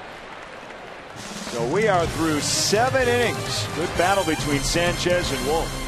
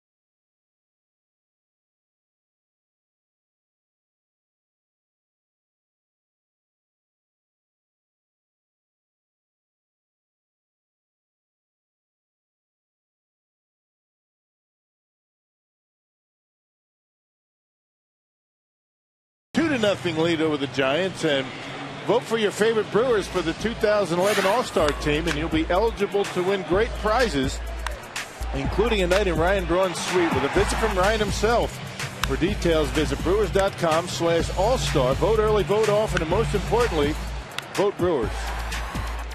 And if you're looking for news every night at 9, CBS 58 and WMLW have teamed up to bring you the CBS 58 News at 9 on WMLW. Get your news, first alert, weather, and sports tonight at 9 here on WMLW. Eli Whiteside goes to work in the Giant half of the 8th inning against Randy Wolf, who has allowed just 2 hits, pitching a shutout so far against the Giants. Remember, he pitched a shutout against San Francisco last September. And he has pitched very well in his career against the Giants. Another strike in there for Wolf. 1-2. As Cameron Lowe starts to get loose in the Brewer bullpen.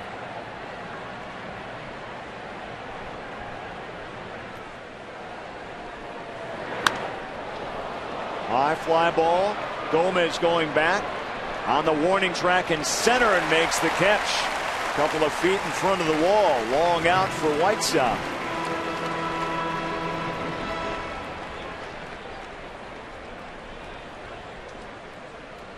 Well, he just continues to be very economical with his pitches. That was pitch 86 for Randy Wolf. 1 out in the 8th. And Andres Torres will pinch hit for the pitcher spot. Number 9. He is a switch hitter, batting right-handed. 0 for 16 on the season. Big hack and a miss against Randy Wolf. Yeah, Torres has had good success against Wolf in his career. 2 for 6 with a couple of homers. That's why you see Torres pinch hitting right now. And once again, gets out ahead of him. 0-2.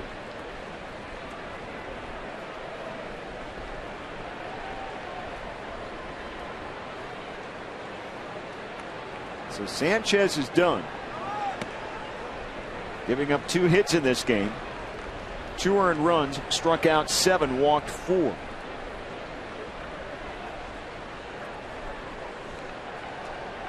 And one of those walks came around to score. That was Ryan Braun.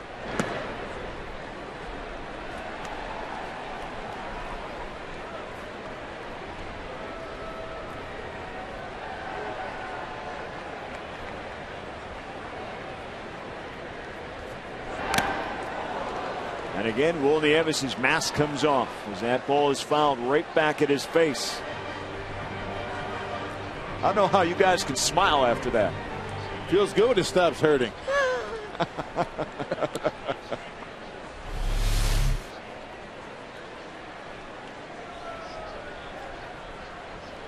That is some punishment. And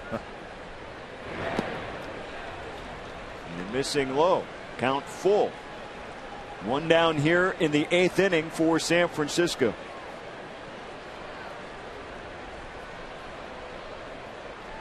Torres was on the disabled list until May 10th and reaches on the walk. Well, that's big because now the tying run comes to the plate. And nothing but right-handed bats coming up. So if you're 0 for 16 against right-handed batters, just draw the walk and get on. That's a big plus for Torres. Is now Aaron Rowan in the top of the order coming up. Rowan 0 for 3 in this game.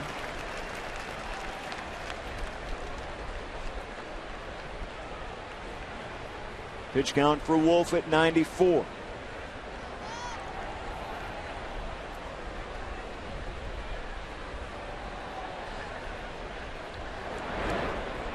Good block by Nieves. All right, nice job squaring those shoulders to keep it in front of him. Spins around, he throws that right shoulder toward the pitcher. And the ball bounces and stays right in front of him.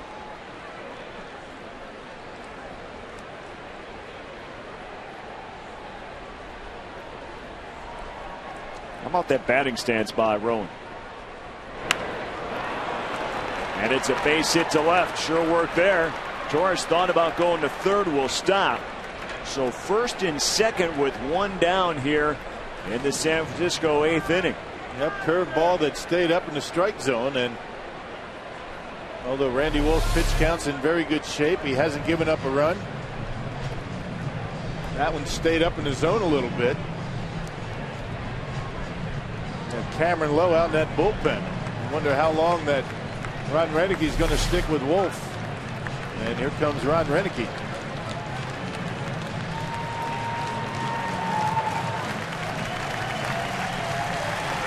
So a standing ovation by the sellout crowd here at Miller Park. And Rennecke does indeed make the move for Cameron Lowe. And Randy Wolf pitching a gem here this afternoon. Responsible for the 2 men on base, but has given up only 3 hits in this game and leaves with a 2-0 lead.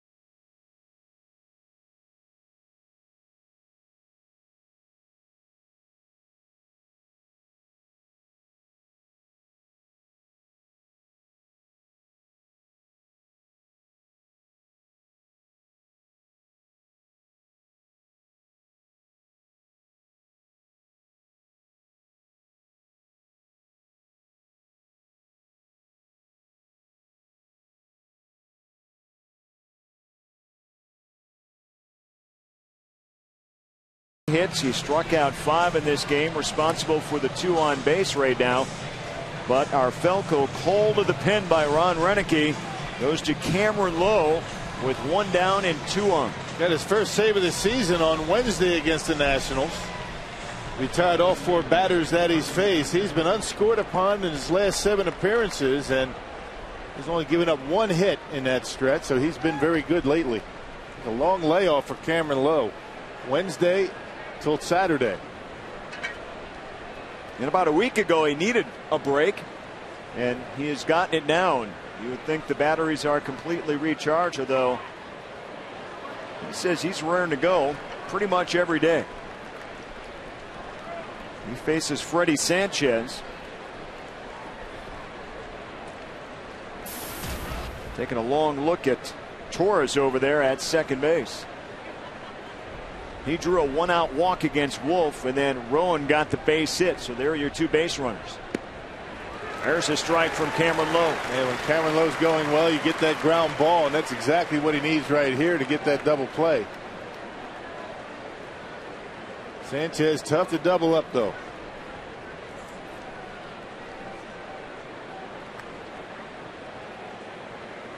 Of the healthy players, he has the highest average coming into this game. It was at .299. Chops this one foul.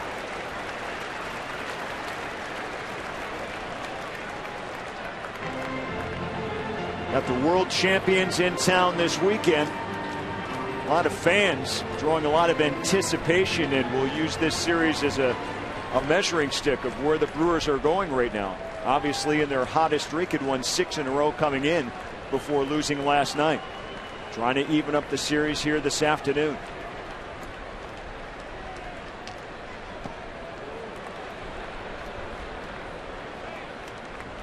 And Sanchez able to check his swing.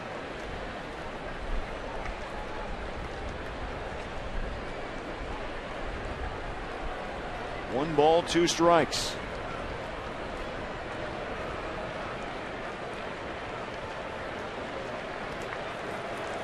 Brewer bullpen over the last 14 games, a 1.65 ERA. They have been outstanding. And McGee can't handle it. It goes into left. And the runner's going to come home in Torres, and San Francisco is on the board for the first time today. Yeah, there's your double play ball right there. Mishandled over at third base. Boy, that's a killer right there. That could have ended the inning. Well, it's a lot of sinking fastballs from Cameron Lowe, trying to keep that baseball down, trying to get his double play ball. Almost got him on a check swing, and there's your ground ball. And rolled right up the glove of Casey McGee and into left field.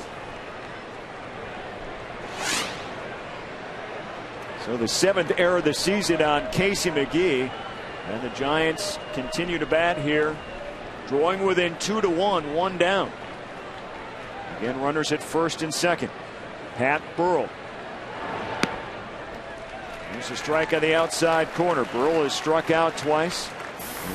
Flown out to the shortstop Betancourt.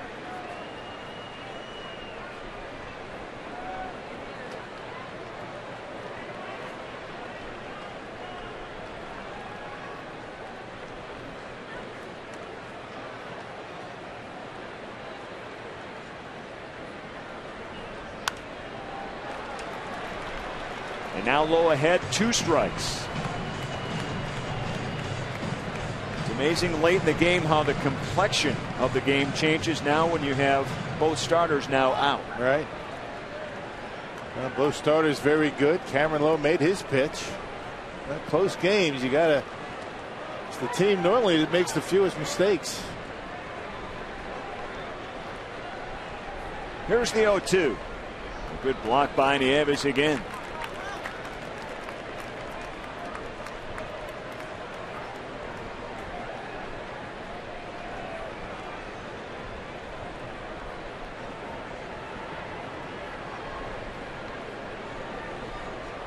Have the luxury of being very particular as to throwing the ball over the plate. Pat Burrell's been chasing all day. The thing you don't want to do is hang a breaking ball to Burrell. Have pretty good power. You throw that sinker, get the grounder.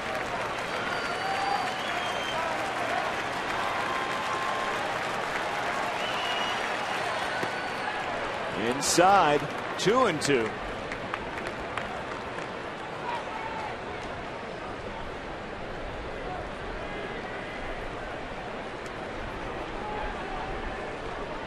What a role Cameron Lowe has played since coming up a year ago out of this Brewer bullpen.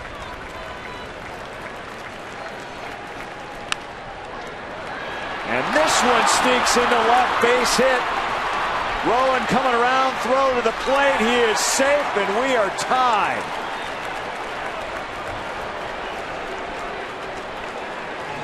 Betancourt couldn't get to it, and a base hit and an RBI.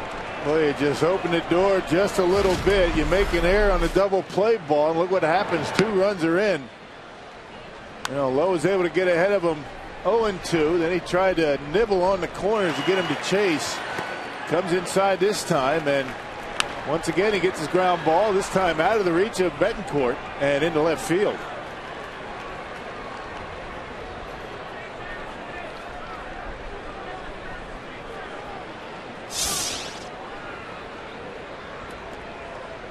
First and second, 1 down, 2 runs in for the Giants. Cody Ross bats against Cameron Lowe. First pitch misses.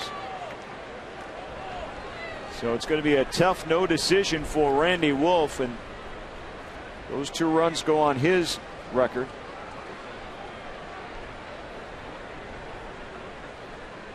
That's too bad. He pitched well.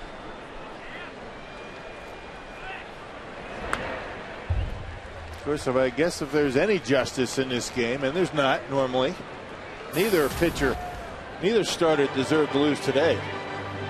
Good point. Sanchez pitching very well, allowing just 2 Brewer hits.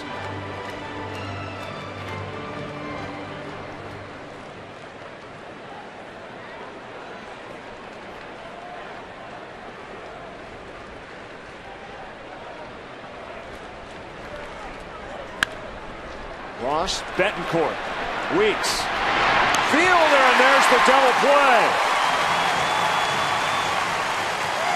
Brewers needed that a little while ago, but they'll take it now. Giants tie the game up, and Milwaukee will have their at-bat in the bottom of the 8th when we come back.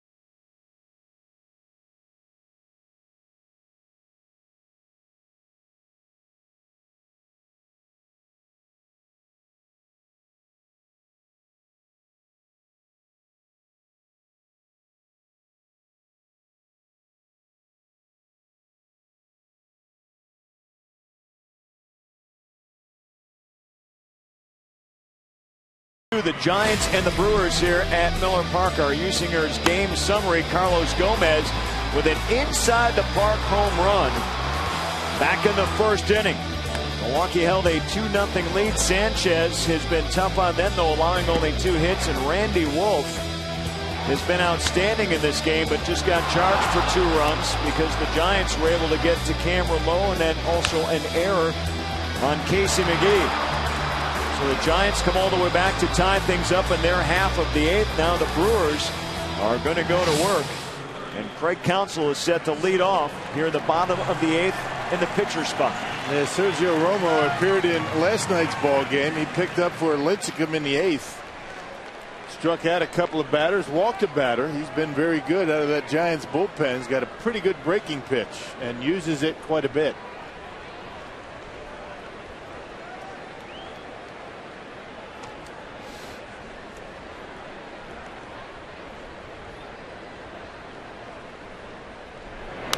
Craig Counsell takes a hack at the first pitch, shallow right. Sanchez is called off by Ross. Torres stays in the game and plays center, and Rowan moves from center over to left for San Francisco's defense. Romo the pitcher. Now he'll face Ricky Weeks. Ricky 0 for 3 in this game.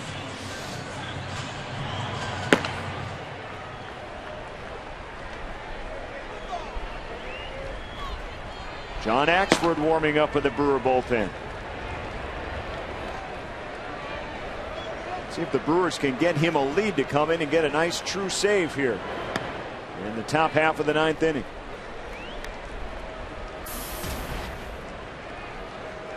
Well, again, Romo likes that breaking pitch. It's kind of a cross between a slider and a curveball. It was a breaking pitch that Ricky Weeks took Lincecum out of the yard in last night. A breaking ball and a 2-0 count. And a pitch very similar to that.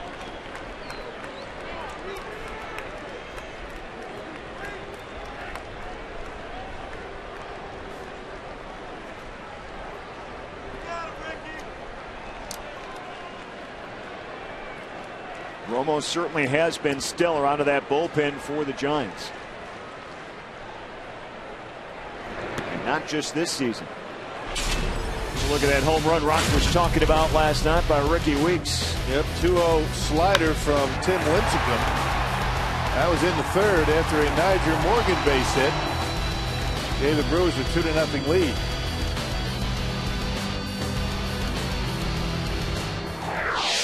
So for the second consecutive game, the Giants were behind early and have battled back, and now are tied with Milwaukee here in the 8th.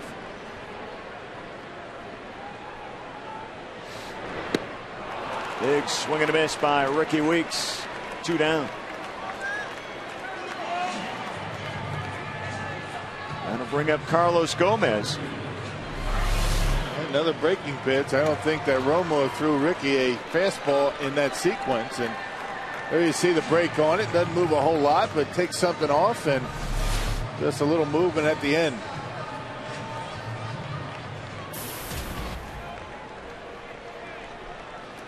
Gomez with his 3rd home run of the year back in the 1st. That inside the park home run off Sanchez.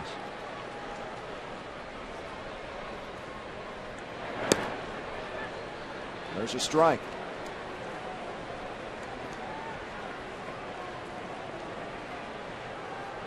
Corey Hart is out today. He is ill, so Gomez back in that number 2 hole for Ron Renicky. Squares to bunt. And it's foul. Not by much. Good try by Carlos Gomez. Yeah, that was a dandy. If that ball stays on the grass, it had some spin on it. Anytime you bunt like that down the line, it's going to have a little counterclockwise spin on it. You can see it just wasn't able to stay on that grass. And as soon as the entire ball is in foul territory, they touch it and keep it foul. Umpire looked like he might have had a problem out there. It's Mark Wegner, the home plate umpire. Roger Kaplinger, the Brewers head trainer, is out taking a look at him, and it looks like he may have a leg issue. I think he's going to have to leave the ball game.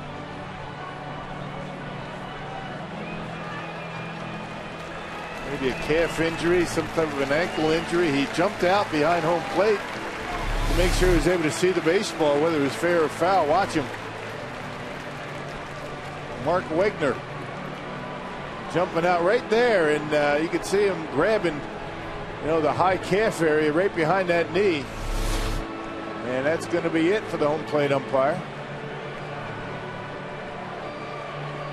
And he is having obviously some pain issues with that leg, but he's going to be checked out by the Brewers medical staff, and Mike Everett went inside to get his home plate gear, so a bit of a delay here at Miller Park. Carlos Gomez, the batter, talking with Ryan Braun, and that'll slow things up for the reliever. Romo is well out on the hill. Yeah, the rotation for the umpires is you go from home plate calling balls and strikes. The next game you go to third, second, then to first. So the guy that will replace Mark Wegner is going to be the middle guy. You don't have the guy that umpired last night go back there. You're not going to have tomorrow's umpire go back there. So it's going to be Mike Everett. He's going to go back and get his gear on and finish it up. So it's going to be a bit of a challenge for the umpiring crew. They have their certain rotations that they use for a 3-man crew. They practice this stuff. They pretty much use a 3-man crew in spring training. Not unusual. Once in a while you're going to see an injury to one of the umpires. And when there's a doubleheader, the home plate umpire of game 1 does not umpire in the second game of the doubleheader. Right. We saw Bruce Fleming here. He could lace it up and go down there. Bruce is here a lot, and he is here today. There's Bruce sitting next to Jerry. There's Bruce right there. Now he should go down there and get the gear on and finish it up. And the Brewers' eye in the sky. John Shelby, Brewers coach, right below Bruce. The press box area right there, pretty popular one. Good vision to see inside the park home runs. Right. And what would they do, the print media, without our pictures? Be lost. Let's not even go there. I think we did. You could tweet that.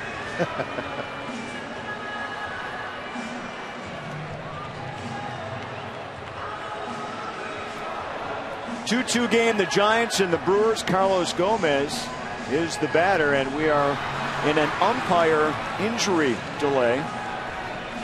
It's Mark Wegner, the home plate umpire. Looks like he may have pulled a muscle in his leg, and so he leaves, and Mike Everett, the second base umpire, finding his gear and putting his gear on, and will call balls and strikes behind the plate. So Bruce Bochy takes a look at his lineup, Brewers lineup, see what pitchers and available position players remain. Another good crowd here at Miller Park this afternoon. A little bit of high overcast skies, but the roof wide open, and apparently not expecting any rain this afternoon. It's always good to have the roof open here at Miller Park. We haven't had it open nearly enough. And of course, they've got the makeshift beards out there. Romo would fit into that category, as well as, of course, Brian Wilson of the Giants. Beards are coming back, you know. It's quite a comeback right there. I think you'd look good with a beard. If I grew my beard nice and long and colored it black, I think that would look good up here in the broadcast booth. What color would it be if you didn't color it? It would be salt and peppery. That's distinguished, you know. That's what I see and understand. Another sellout crowd here at the ballpark, and they're having a good time. You know, Eli Whiteside is listed in the media guide as being prematurely gray hair. He said he started in high school. You believe that? That's in the media information guide? In the media guide. Really? Yep. And who cares about that? Well, there's a lot of info in certain media guides, and that's in there. I guarantee Eli Whiteside has a lot more compelling information than that. Currently, he was willing to share.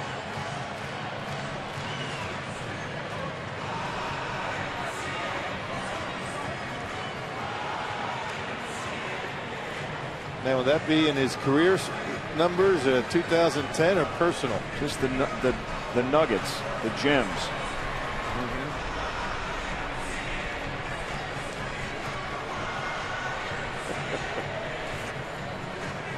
You got to have some good nuggets. You know, when you're World Series champions, you can make your media guide as big as you want and put whatever information in. Put anything you want. You're right. Anything you want in there. Giants do a good job. The Brewers do a great job with theirs as well. So a delay here at the late innings of this ball game, a 2-2 game between the Giants and the Brewers, as we are waiting for Mike Everett, who is manning second base, to get his home plate gear on and umpire balls and strikes here. I would imagine for the relief pitcher Romo, this is beyond unexpected at this point, to stand out there on the mound and wait. Yep, Romo has an 0-2 count on Carlos Gomez, 2 outs in the 8th. And while we have some time, follow the Brewers with MLB.com @Bat11 app for your iPhone, iPad, Android, or BlackBerry. Get live audio, pitch-by-pitch tracking, video highlights, and more. Text @Bat to 31826 or visit Brewers.com for details.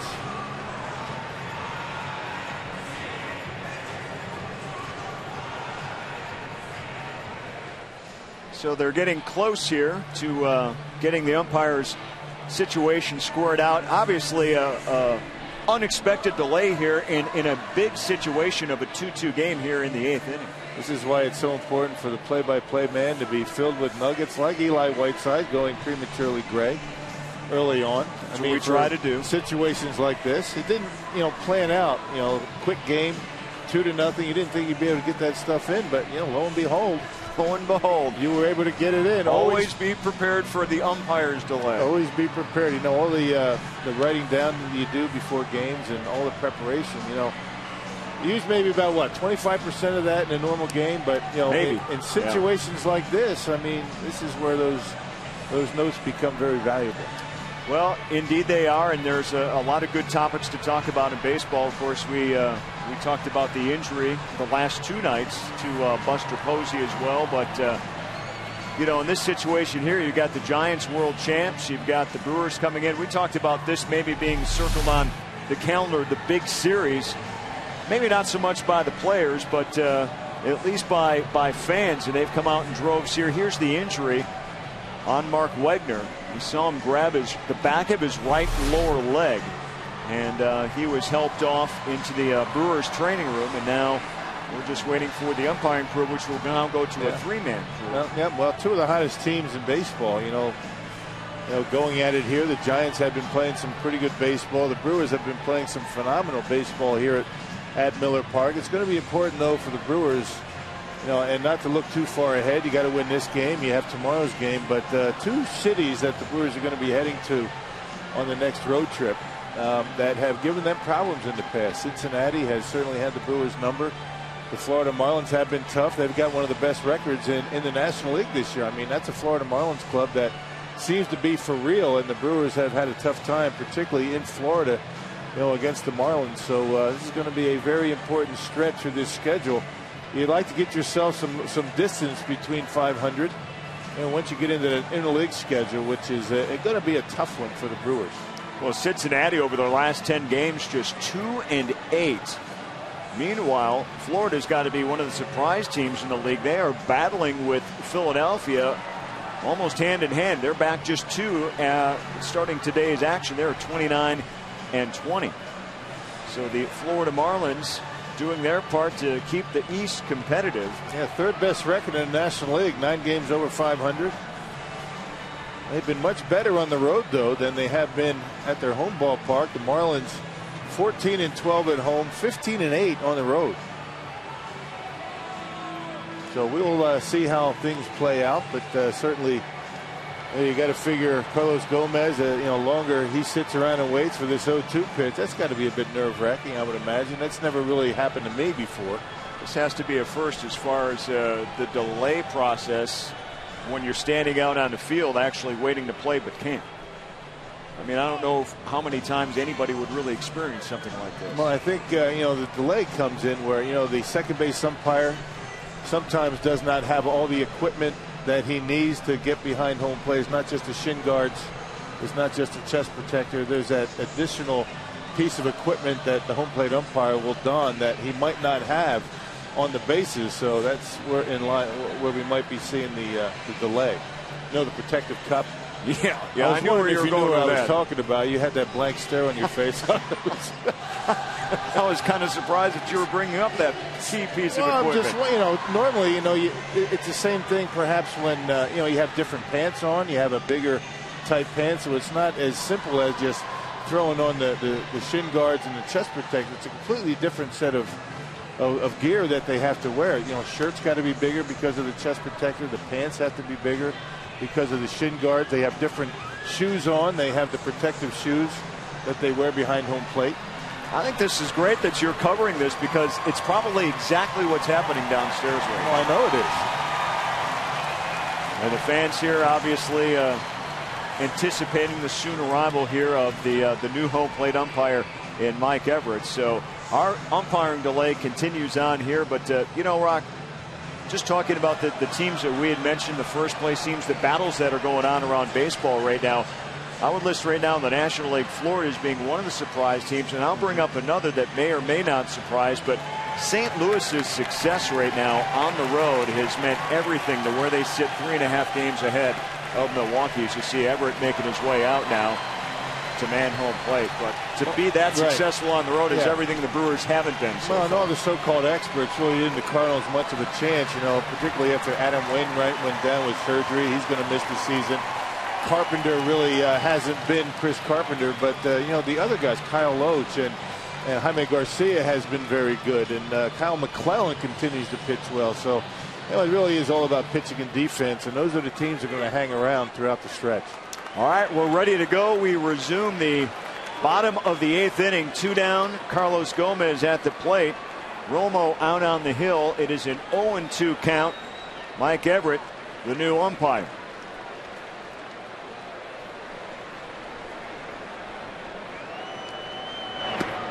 And Gomez strikes out.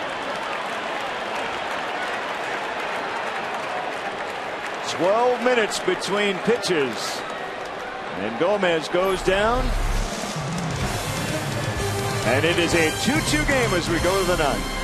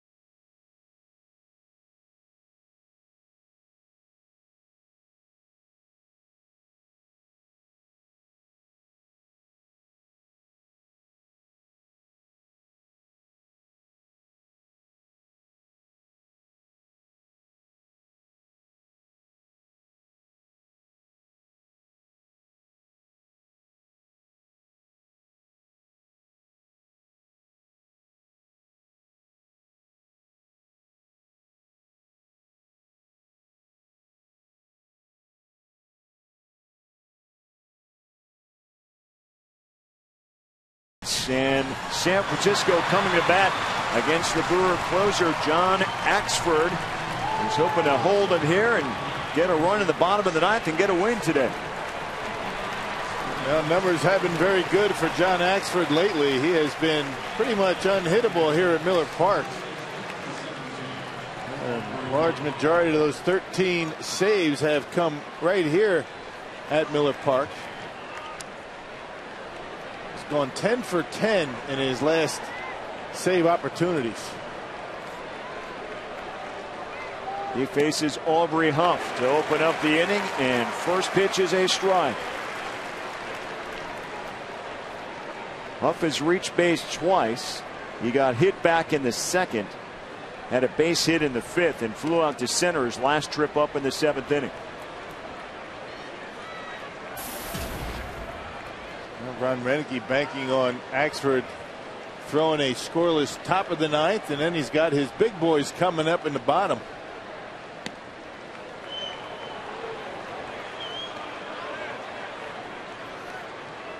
Axford behind, 2 balls and a strike. Braun and Fielder and McGee the first 3 up in the bottom of the ninth.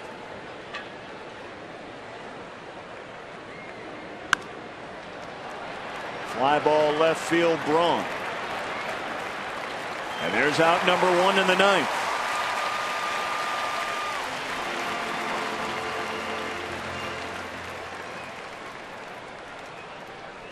That'll bring up Miguel Tejada, the third baseman, who is 0 for 3.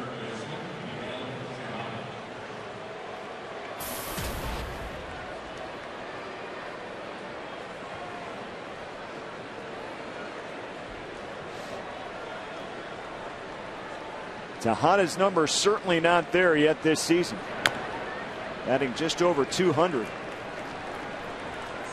Missing his power numbers. And he's still dangerous up there at the plate.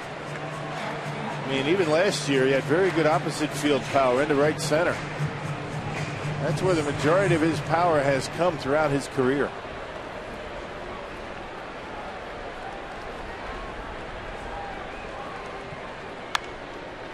And rips one foul the other way.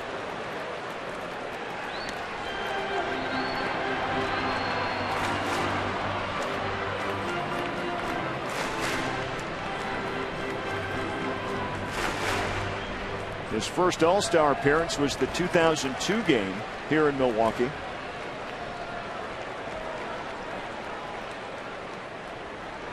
Here's the 0-2 from Axford, and it's low. Well, new umpire really shouldn't matter who's back there. The strike zone is the strike zone, but Mike Everett has been at second base. Got to make the adjustment.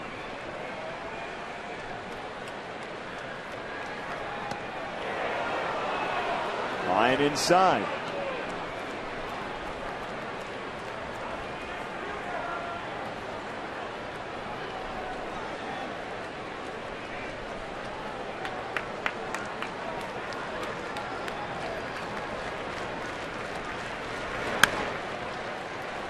Roller Betancourt throws the fielder for the second out. Yeah, good job, Axford, getting that 96-mile-per-hour fastball in on the hands of Tejada. You got to be careful with fastballs away from. You can crowd him with a fastball. The bat has slowed him down over the years, like it does with most hitters.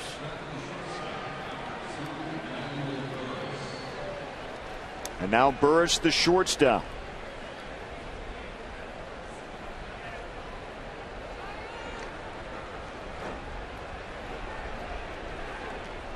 I'm sure everyone came to the park today wondering if Crawford, who made his major league debut yesterday at short, was going to get a chance to start 2 games in a row since he hit a grand slam in yesterday's win for the Giants.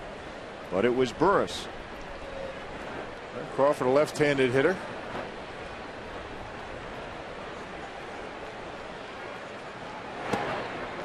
And again, you know, Crawford, I think that home run surprised him as much as anybody. He wasn't even a home run hitter in the minor leagues. Got a big curveball yesterday from Sean Markham with the bases loaded and knocked it out of here on the first pitch. Yep, a first pitch grand slam, his first major league hit.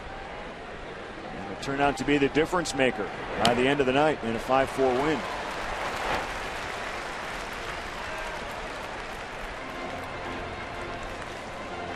Earlier in the week was at Single-A San Jose. But that kind of a fluke because he began the year on the disabled list after breaking a finger. Yeah, but he was in Double-A all of last year. He was supposed to be in Double-A, but still in all. I mean, a guy that was in A-ball that was supposed to be in Double-A, not much of a difference. Especially for a team that needed a big hit. And there's a base hit. As Burris gets aboard against John Axford with 2 down. He got pretty good speed at first base. Let's see if the Giants elect to try and steal a base here. They'll get Burris into scoring position. The fastball had something on it, but it was down in the zone, and Burris able to get enough of it. He got the sweet spot on it and knocking it out of the reach of Ricky. So there's your potential go-ahead run. That brings up Eli Whiteside.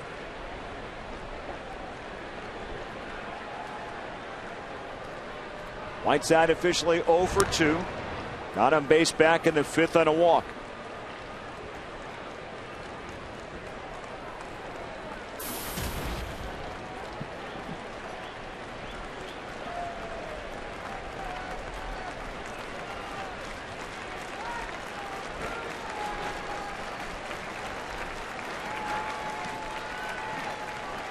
Axford waits. And now time.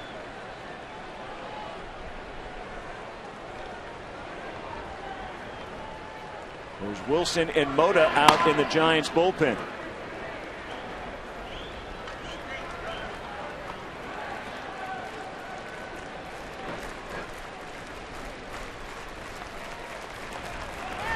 Runner goes. Nieves' throw is late.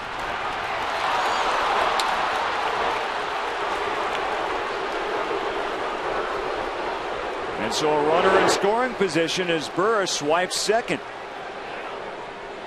Well, John Axford not really too concerned about getting the ball to home plate very quickly. He has a high leg kick, but not a very good throw by Nieves. Not sure it would have mattered because Burris had a very good jump.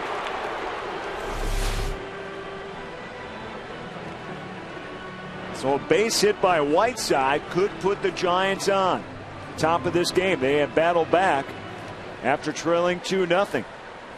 Scored their 2 runs back in the 8th inning.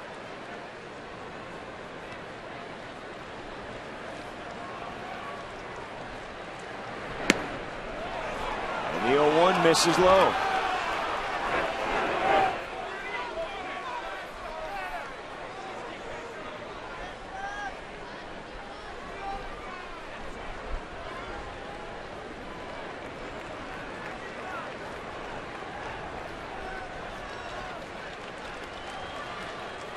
Runners in scoring position, but an issue for this Giant offense. And McGee's throw to Fielder, a bit wide, but Fielder does a nice job to get the third out. And he will bat in the bottom of the 9th inning in a 2-2 game. Braun and Fielder, one swing of the bat could win it.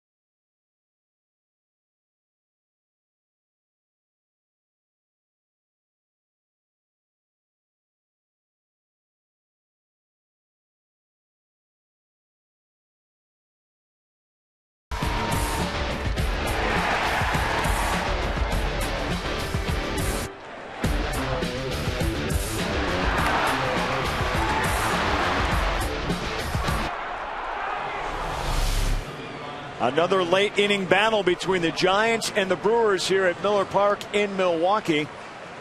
It's a 2-2 game as we go to the bottom of the 9th inning, and former Brewer Guillermo Mota is now in the game pitching for San Francisco. Good 19th game for Mota, 2-1 record, a 284 earned run average. This is a pretty good bullpen for the Giants. They've been pretty good all year. They're having a very good month of May. Fastball slider for Guillermo Mota as Crawford takes over for Burris in the double switch.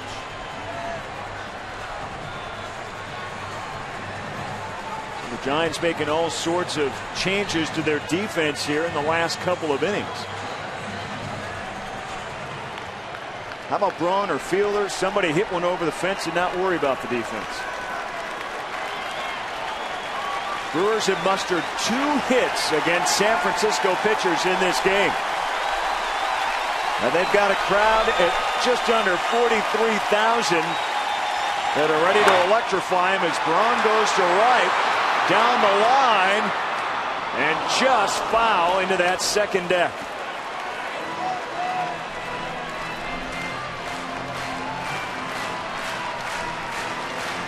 It's amazing how that ball flies off his bat. Yeah, particularly when it pitches off the outside corner. He's got such good plate coverage.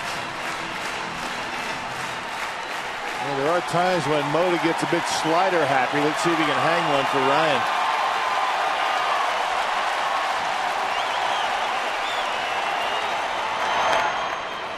Going outside.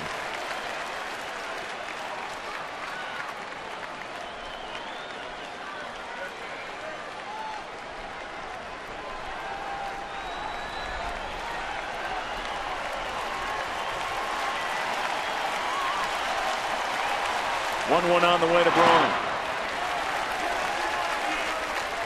Ryan Braun has walked all 3 times he has been up in this game. Scored a run back in the 4th. Well, he's got the count in his favor, and Mota just threw him a splitter that was down. Looks like Ryan's seeing the ball pretty well today.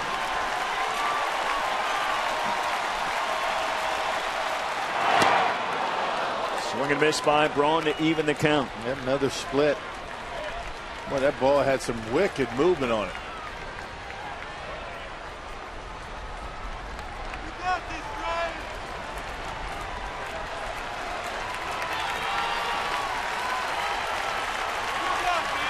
Moda was a Brewer back in 2008. Helped them get to the playoffs. And just missing inside. Count is now full. Well, a couple of splitters, and then he tried to bust him inside. Just missed the corner by an inch.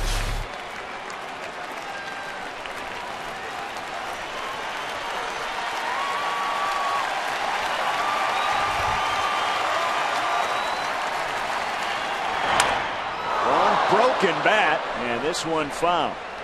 Well, that bat ended up in past the shortstop into the left field grass. It's a long ways out for a broken bat. Yeah, that's the kind of torque that Ryan Braun produces when he swings. Fastball up and in. You can see where he makes contact down on the handle, but he stays alive.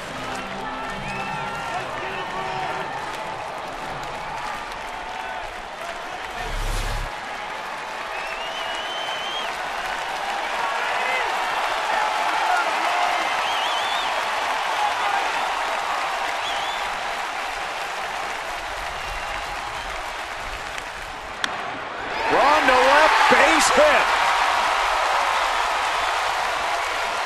And that'll set the stage for Prince Fielder, who relishes this situation. And against the Giants back in 2009, Prince Fielder doing the job against San Francisco. It's walk-off Prince. Did it with the double there and then the home run back on September 6th of 2009. And that set the stage for the big bowling pin splash.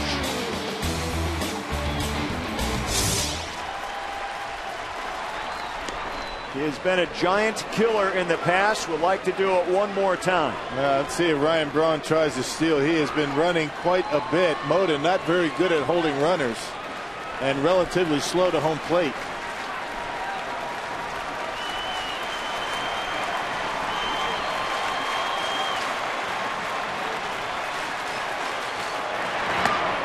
Line tight to Fielder to even the count. And no love lost between these two, Moda and Fielder. Remember a couple of years ago in Los Angeles, Moda drilled him. Prince wasn't happy about it.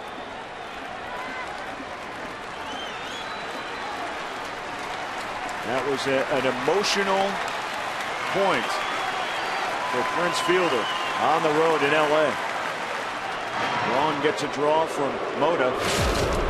Take you back to that incident back on August 4th. Prince going down, and a long look at Moda. And the Brewers down 17-4, and that was the point.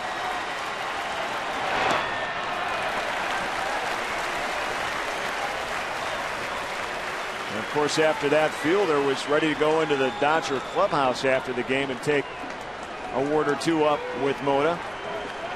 Was obviously persuaded otherwise.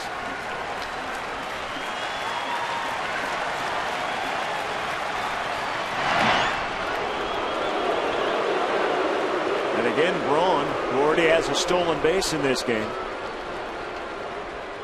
Moda paying a lot of attention to him. He is the winning run right now. Nobody out in the bottom of the 9th inning.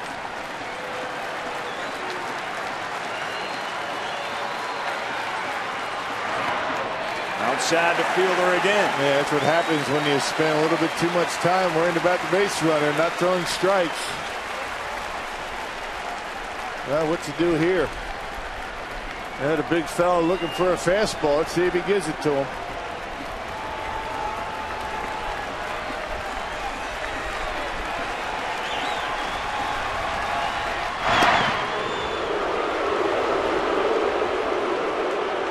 There's a pitch right here, I think 3-1, that you stay put and you allow Prince to concentrate on the pitch and not see any ancillary movement in the corner of his eye. You just stay put.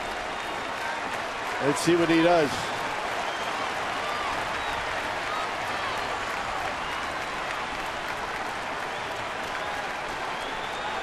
And time called by Fielder. Otis spending some time with Braun and then trying to get himself paced right to pitch the fielder. Yeah. The guy in that batter's box can hurt you a lot more than that base runner, especially when it's fielder. 3 balls, 1 strike. And it just hit the outside. French fielder on Friday. 14th inning. Won the game against the Rockies. That's the Brewers' only walk-off win of the season.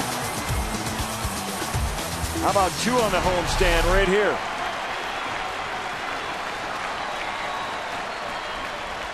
Braun on the move.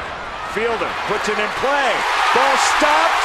Everybody's going to be safe. No play as Crawford can't come up with it. Boy, what a nice at-bat by Fielder. Ryan Braun running on the pitch. That's why Crawford was heading to second. The off infielder ordinarily covers. Braun taking off. Crawford covering the bag, and that's why he's not able to make the play. There he goes. Everybody's safe. Nobody out. The big shift went against him that time. Crawford, who made his major league debut yesterday, was called up because there's a lot of infield injuries for the Giants. Of course, in Mark DeRosa, Mike Fontenot, Pablo Sandoval. That's right. Nobody loose in that San Francisco bullpen. This is Mota's inning. Casey McGee. Base hit could score Ryan Braun and win it for Milwaukee. He stands at second. Little tapper in the infield. And a throw over to get McGee. The runners advance to second and third with 1 down. Well, let's see if they walk Betancourt to load the bases to set up the force. You've got Nieves on deck. And keep in mind, you've got Mark Kotsay available to come off the bench. No left-handers getting loose for the Giants. Infield in for San Francisco at this point. And Bruce Bochy wants to talk it over. A lot of teams in this situation would walk the bases loaded to set up the force at home or set up the double play. Nieves, the catcher, on deck. Kotsay available on the bench. And just now, a left-hander starting to get loose. I was surprised that Bruce Bochy did not have one of his left-handers. He's got 2 of them. Jeremy Affeldt now starting to get loose. And maybe that's why Bruce Bochy went out and had a chat on the mound to give his left-hander time to get ready. Bochy taking that slow stroll back into the dugout. Betancourt at 222 right now. Nieves on deck at 163.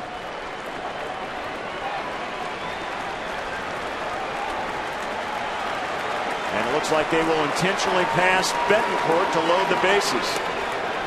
So now what will Ron Renicky do? Nieves making his way back into the Brewer dugout.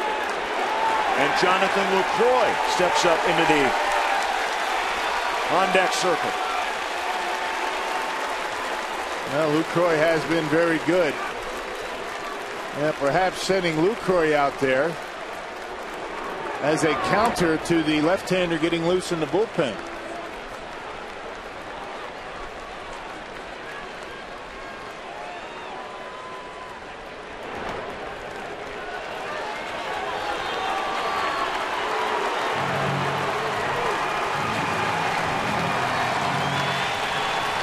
So one of the Brewers' hottest offensive threats all season, Jonathan Lucroy, who had the day off from his catching duties, will now step up in pinch hitting role for the Brewers with a chance to win it. 1 down, bases loaded.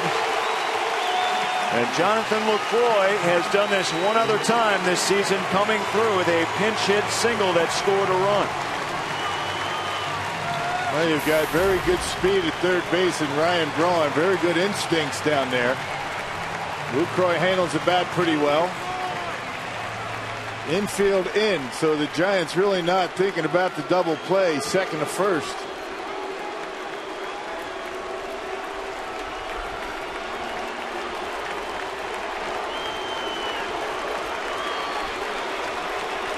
Guillermo Mota on the mound. Lucroy the pinch hitter.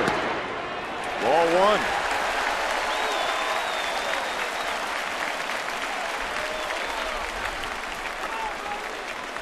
The Brewers entered this inning with 2 hits. They came up with 2 singles by their top hitters in Braun and Fielder to set the stage. Braun represents the winning run over at third.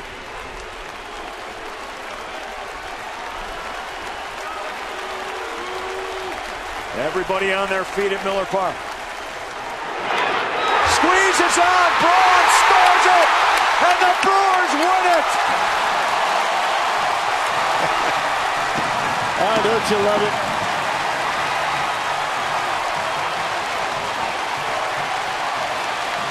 Well, a gutsy call by Ron Renicky. Executed to perfection.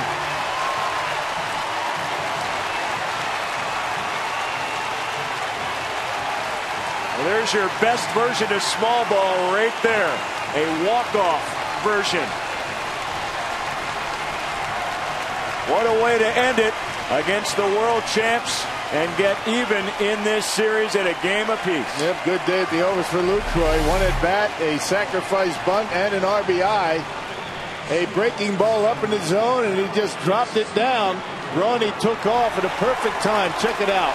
It's all about the timing there. You go too early, you just pitch out. Ryan Braun able to score the run. Well done. Really like the aggressive style by Ron Renicky. And he had a pretty good hitter at the plate to do it. And Jonathan Lucroy. It was a battle today that started with Wolf and Sanchez, a couple of lefties on the mound. Jonathan Lucroy thought he had the day off, but in pinch hitting fashion comes through with the squeeze bunt, and Braun came in from third to win it. What an afternoon here at Miller Park, and the Brewers even up this series at a game apiece, and that sets up the rubber match tomorrow afternoon here at Miller Park, and a big one for Milwaukee. Try to get the series win before they hit the road for another week. It's nice to see the Brewers jump back off the mat. They lost a 3-0 lead yesterday, not able to come back. They scratched back, came close. Lost a 2-0 lead. Very good pitching performance by Randy Wolf, and some small ball, the suicide squeeze. We saw the inside the park home run. Pretty good day here at Miller Park. Not too shabby at all. That'll do it for Miller Park. Our final score: the Brewers beat the Giants 3-2. Brewers baseball returns tomorrow to Fox Sports Wisconsin for Game 3 of this series. Coverage begins at 12:30. Brewers back